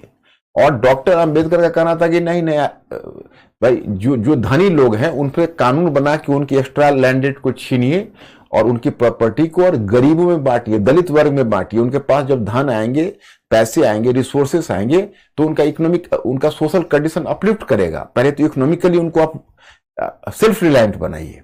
वो तो अभी निर्भर हैं उन्हीं सवर्ण लोगों पर अपनी रोटी के लिए। तो बोथ आर द, मतलब you people are smart enough to understand the thing. How can you make a comparison between Ambedkar's concept of redistribution and Gandhian concept of redistribution? Gandhian concept of redistribution is unique among the Congress leaders. Even Nehru is not going to accept that. Subhash is not going to accept that. No other leader except Gandhi. Amrish पूछ रहे हैं कि sir B.R. Ambedkar was appointed in Simon Commission. Why? Actually, he was not appointed. Who? Amrish. Dr. Ambedkar was not appointed. Dr. Ambedkar was representing the depressed caste people, representative of depressed caste people. He was called and he just presented his demand on the behalf of depressed class people to Simon Commission. He was not appointed in Simon Commission. वो member नहीं थे। वो जाके वो जो दलित वर्ग है उसके डिप्रेस्ड क्लास पीपल के जो कास्ट पीपल है उनके डिमांड रखा साइमन कमीशन से कि आप इनको सेपरेट इलेक्टोरेट दीजिए, इनके लिए आप फंडामेंटल राइट्स लाइए वगैरह वगैरह। अब now I just moving to the Indian national movement from 1929 to 1939. So I am moving to other phase. Okay.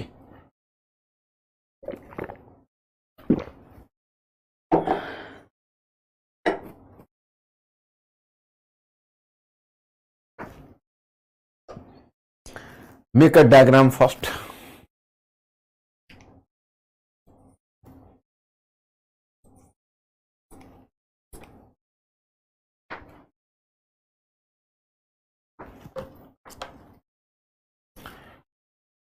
Effect of World Economic Depression 29-30, Civil Disobedience Movement 1930-31, Gandhi Impact and Second Round Table Conference, Second Civil Disobedience Movement 1932-34, Communal Awards and Pune Pact 1932, and Gandhi's Harijan Development, Harijan Upliftment होना चाहिए, Harijan Upliftment Program.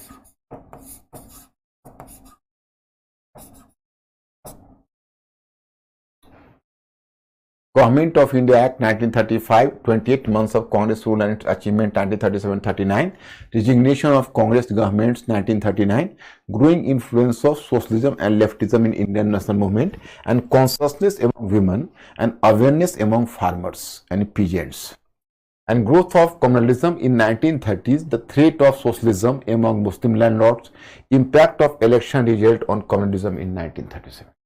These are the Abna. 14 points. 14 points जिन्ना का common demand है. Why you people have to know about all the 14 points? I have never bothered to just give you the 14 point differently. That will be the factual information. So why you are going to 14? Avoid them. Simply you will mention the 14 point program, that is the communal demand Jinnah raised. Just avoid the, you can say raw facts as much as possible, because you will not just carry them with you. Better to neglect them. A parallax. Which relation? Parallax. Parallax? I think there is some mistake in the word. Who has asked this question? Right. future IPS. Actually, parallax is not the right term. Please revise your question about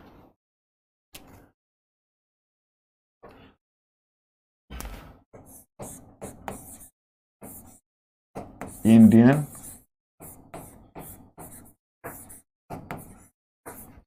national movement.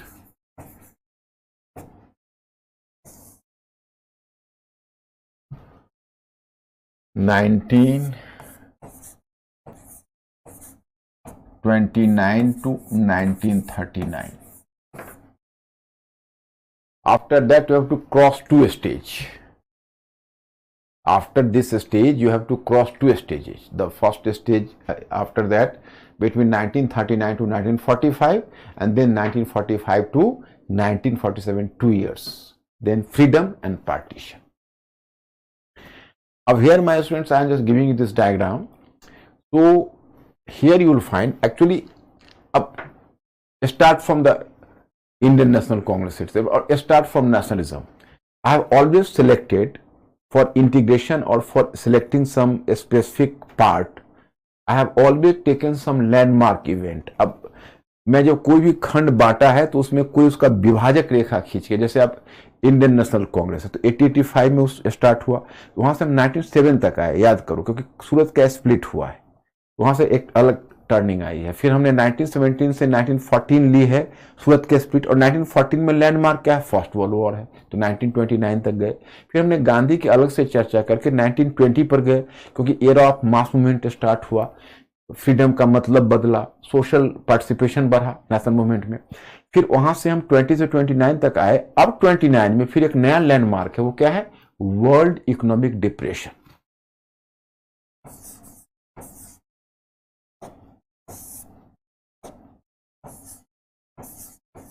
World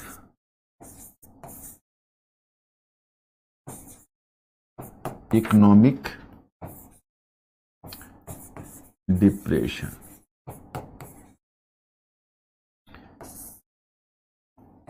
My students just asked me a question. Mr. Ankur asked for my students one question.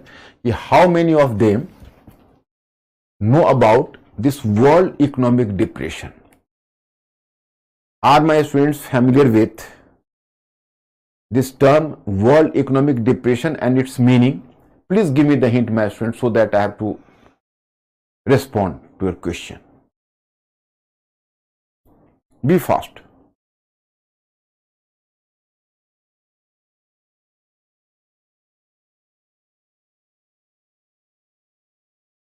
Be fast.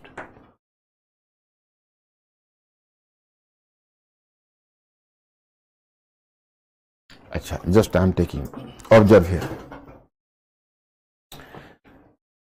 Although I will make this point clear in the part of world history, world economic depression is the part of world history, world history.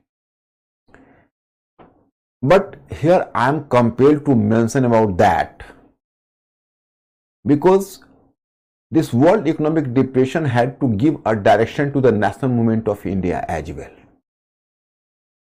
Actually, depression, they are the two terms, inflation and depression.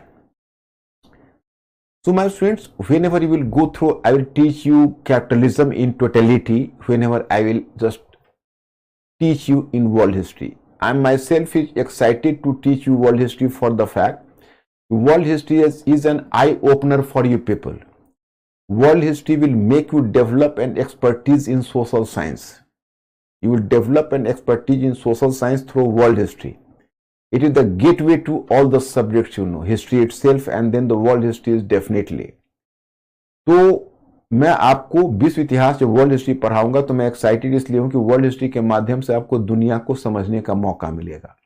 आप modern history भी ज्यादा अच्छे से समझ पाओगे, क्योंकि एक scholar है फर्नांड ब्रॉदेल, जो फ्रेंच स्कॉलर है, उसने बड़ा अच्छा स्टेटमेंट दिया था। उसने कहा था कि विश्व को समझे बिना आप राष्ट्र को नहीं समझ सकते हैं।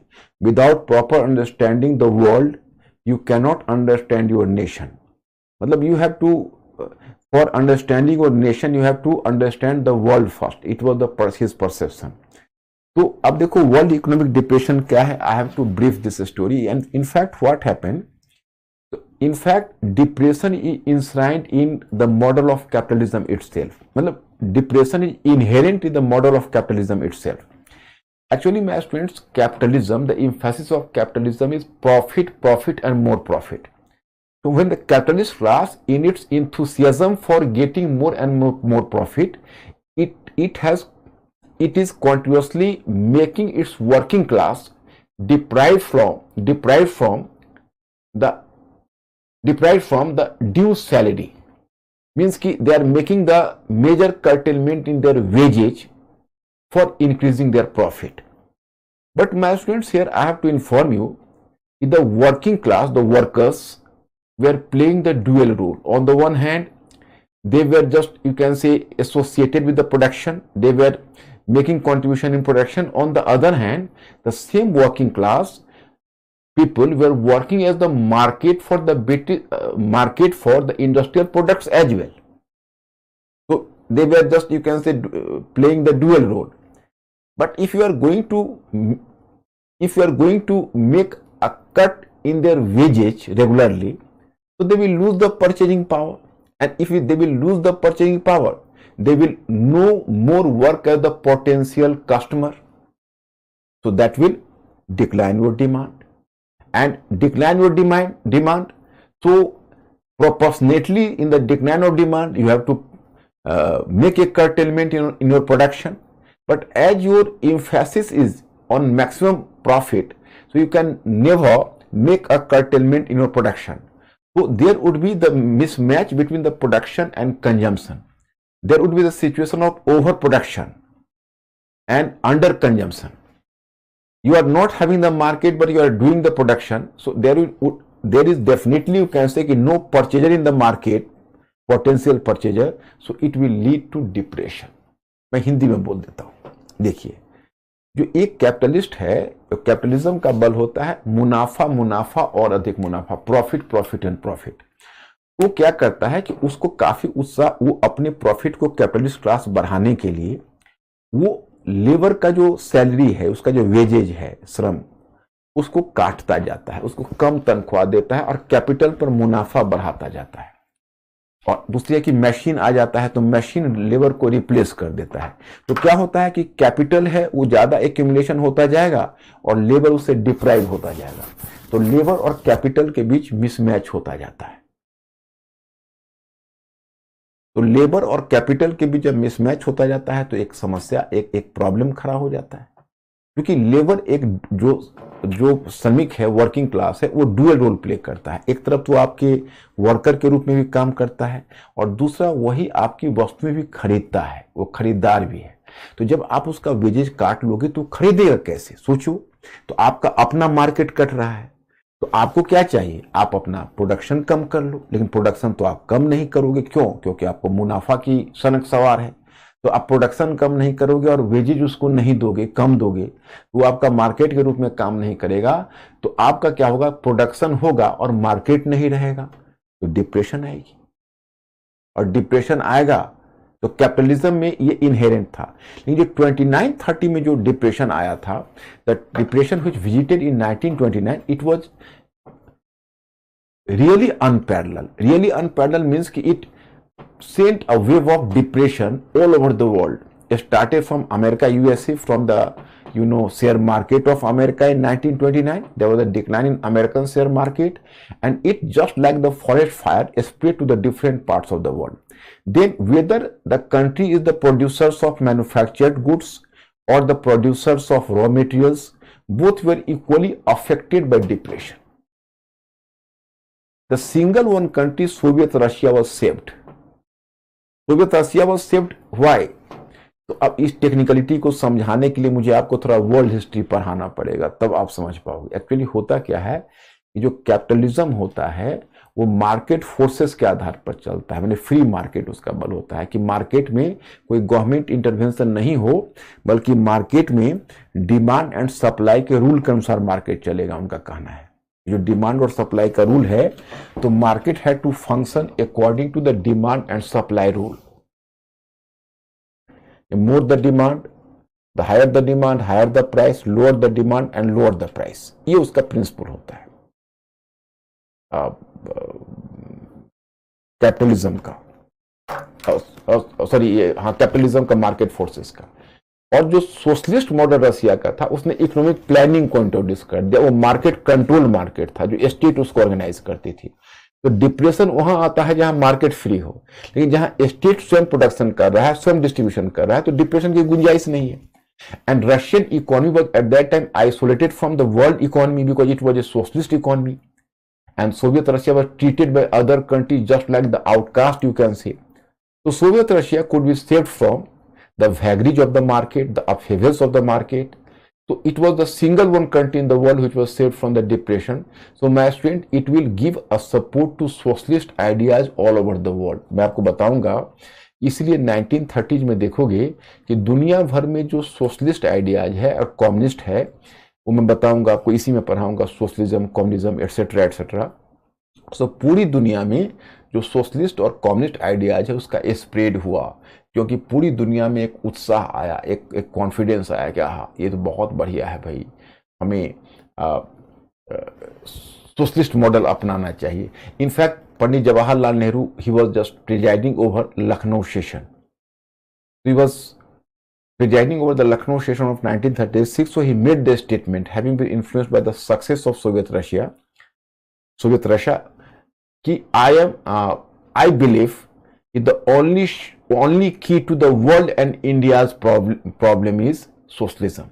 मैं मानता हूं कि विश्व और भारत की समस्या का एकमात्र चाबी, एकमात्र कुंजी समाजवाद है।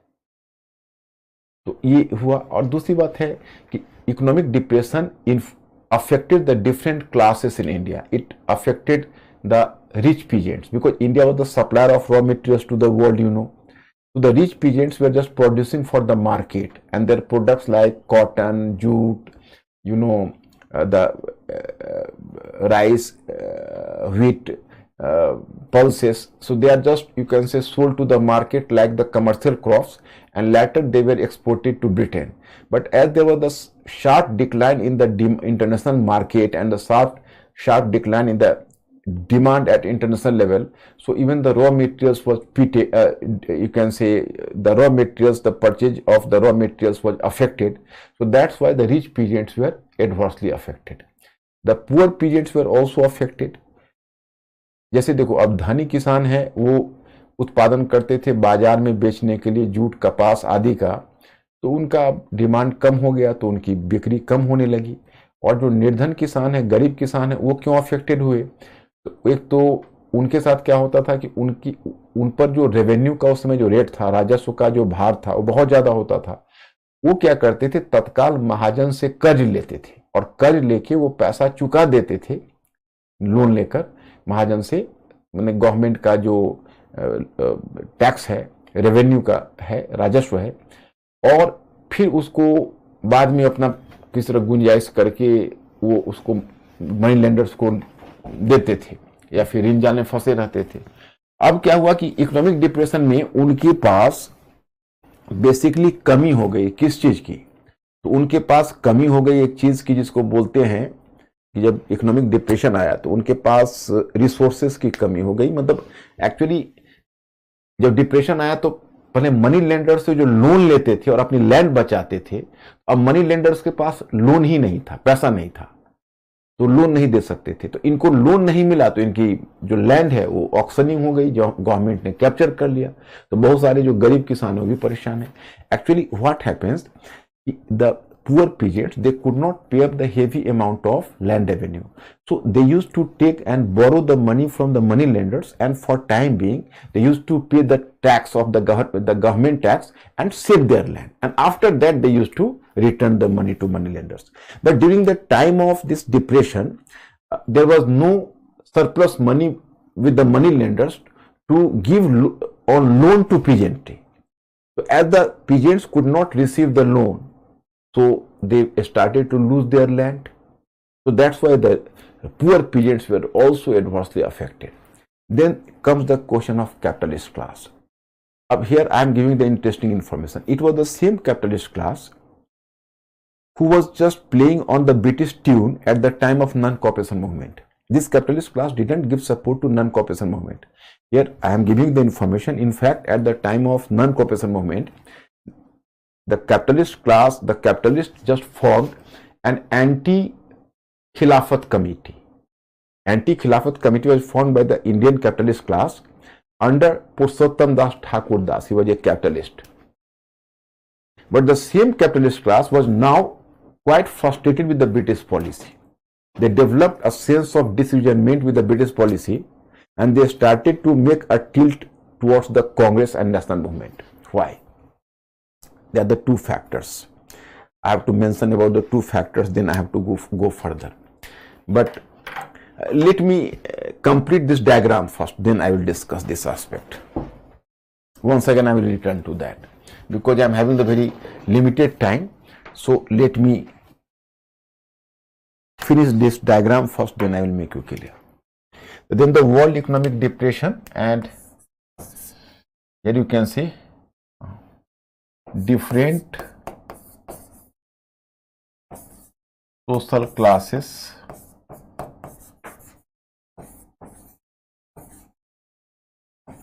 were affected.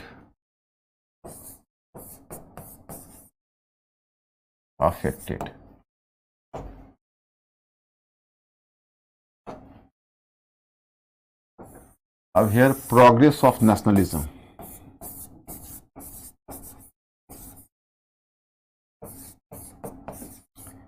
Progress of nationalism. In progress of nationalism, firstly, I have to deal with civil disobedience movement under Gandhi.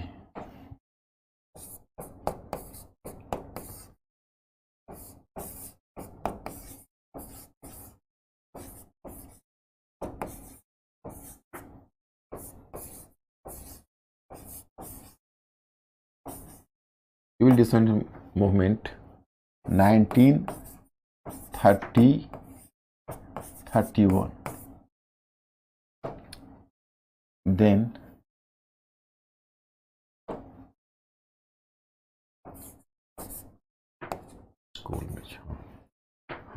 Gandhi-Irwin Pact.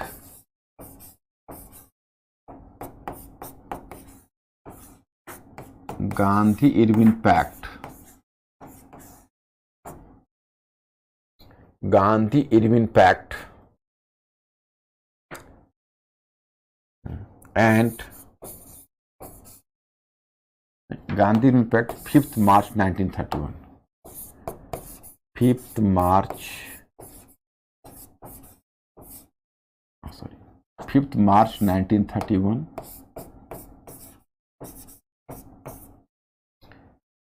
And then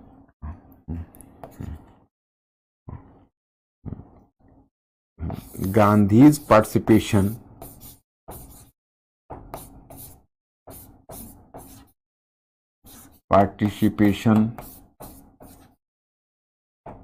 in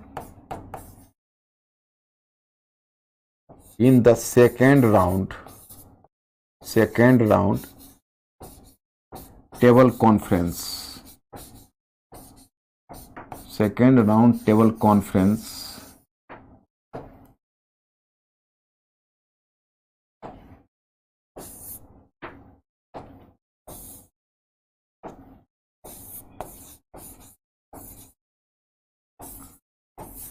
participation of second round table conference in bracket 1931. Then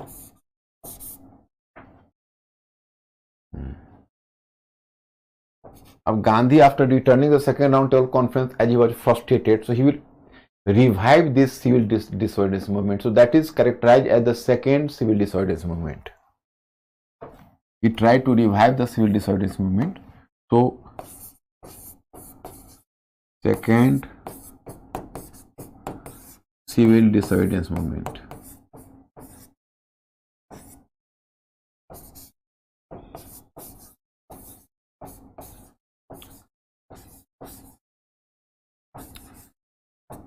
When did it its time period is 1932 to 34. But in the meantime, my students, there would be another event, and what is this? So actually, when was Gandhi was in the midst of the second civil disobedience movement, so it didn't meet the support from the common people. I will just discuss this aspect in details. So it could not meet the Gandhian expectation because the public support was not so wide scale as Gandhi felt earlier. But in the meantime, there was the government of Ramsay MacDonald in Britain. So this government, after finishing the third round table conference in 1932, it declared communal award. In this communal award, for the first time, even the Indian depressed caste people was given the separate electorate which Dr. Bhimrao Ambedkar had demanded from the government right from the time of Simon Commission. So finally, you can say government accepted this in the separate electorate to 1932. So Gandhi will start the fast unto death in jail, in Yerwada jail. So then there would be the pressure would be created over Dr. Ambedkar to make a compromise with the Gandhi, to make a trust with the Gandhi, and finally you can say that this Dr. Ambedkar had to succumb to the pressure and he will sign the so-called Pune Pact in September 1932. So I will just mention about that. And then Gandhi's mind was diverted from the mainstream politics. He just, you can say, withdrew this second civil disobedience movement in 1934, and then he moved for the Harijan upliftment program in 1934, and he remained busy there up to 1939. He once again returned to the mainstream politics, which will lead to the Quit India movement later. But in 1932, here I have to, so it will be completed up to Gandhian Harijan upliftment program. So the next one development is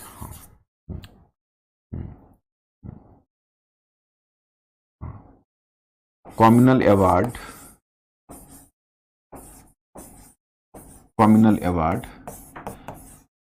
ये Ramsay McDonald की सरकार communal award की घोषणा करेगा 1932 में,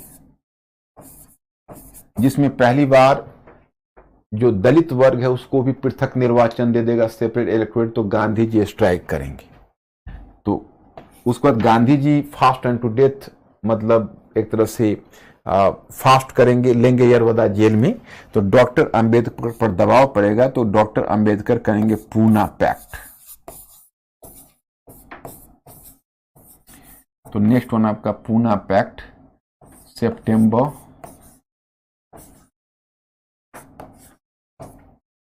1932।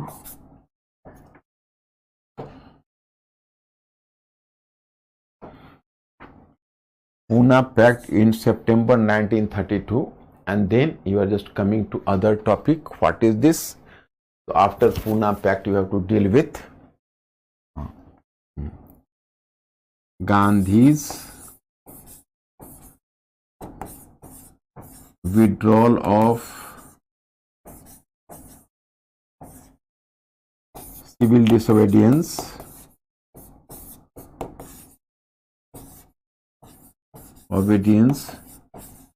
and in 1934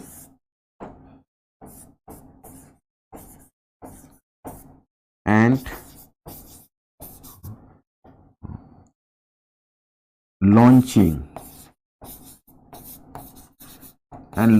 of Harijan upliftment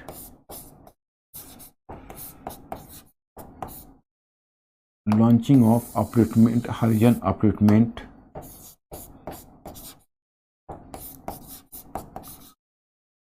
upliftment program.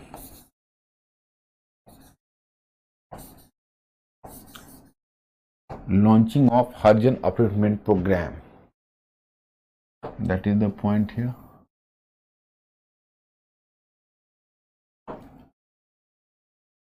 So at the first one, that is completed. So let here. See the Government of India Act, and what about, actually here something is missing. So my students, you will just take this one, this diagram. Now I will deal with you, deal here, socialism and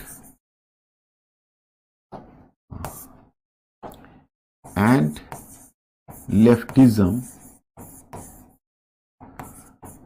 समाजवाद और वामपंथ बोलते हैं. I will make you clear. Leftism in Indian national movement.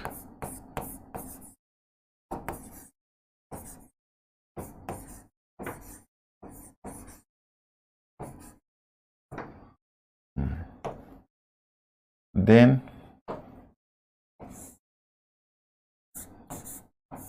peasant unrest,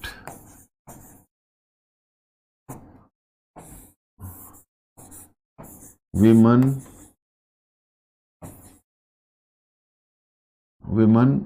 consciousness.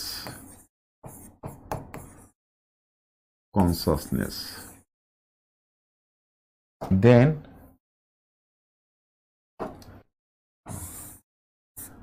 Indian Council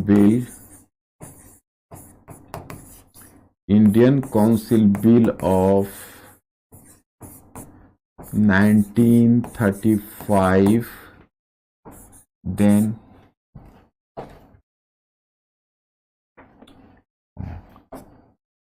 formation of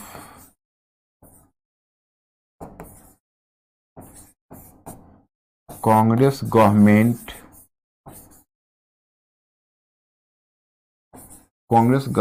in provinces.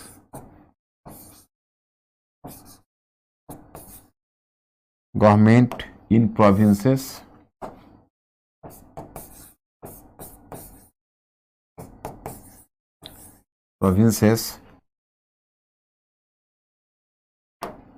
And Congress rule for 28 months. They will find that Congress rule had continued for 28 months. After 28 months, the Congress ministry had to resign. There was a Congress rule for 28 months, and then the Congress ministry had to resign.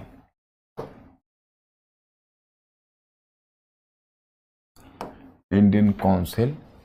Then you are just observing here. Oh, sorry, no.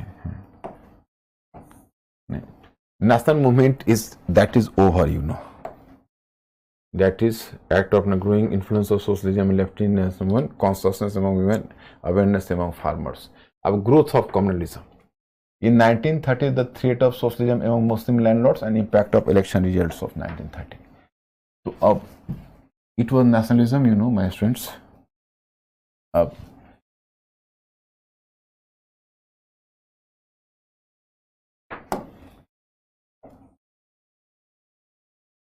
Progress of communalism.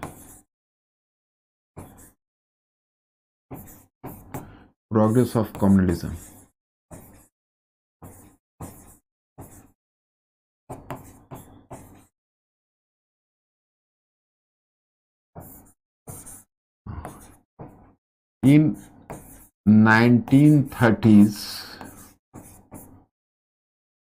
in 1930s,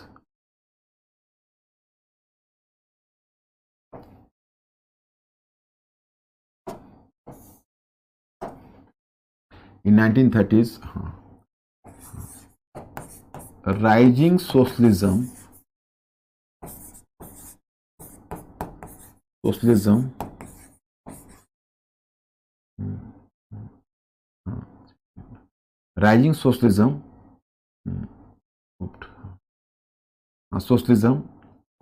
created fear among created fear among Muslim landlords. Muslim landlords.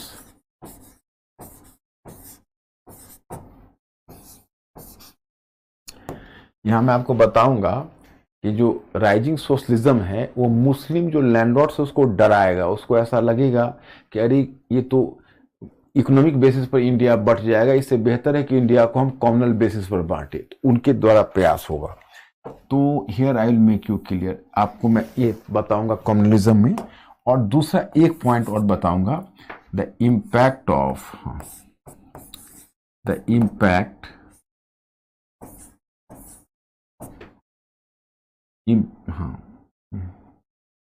the impact of the elections of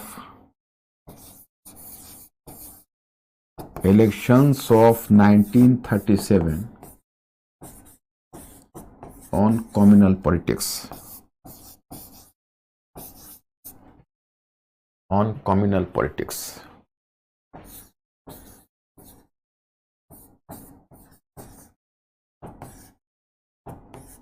Communal politics.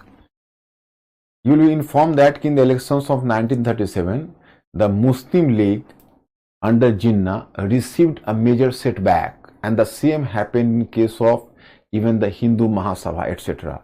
So after 1937, how did this communal organization just change their strategy, and they just try to, after changing their strategy, you can see that they just try to,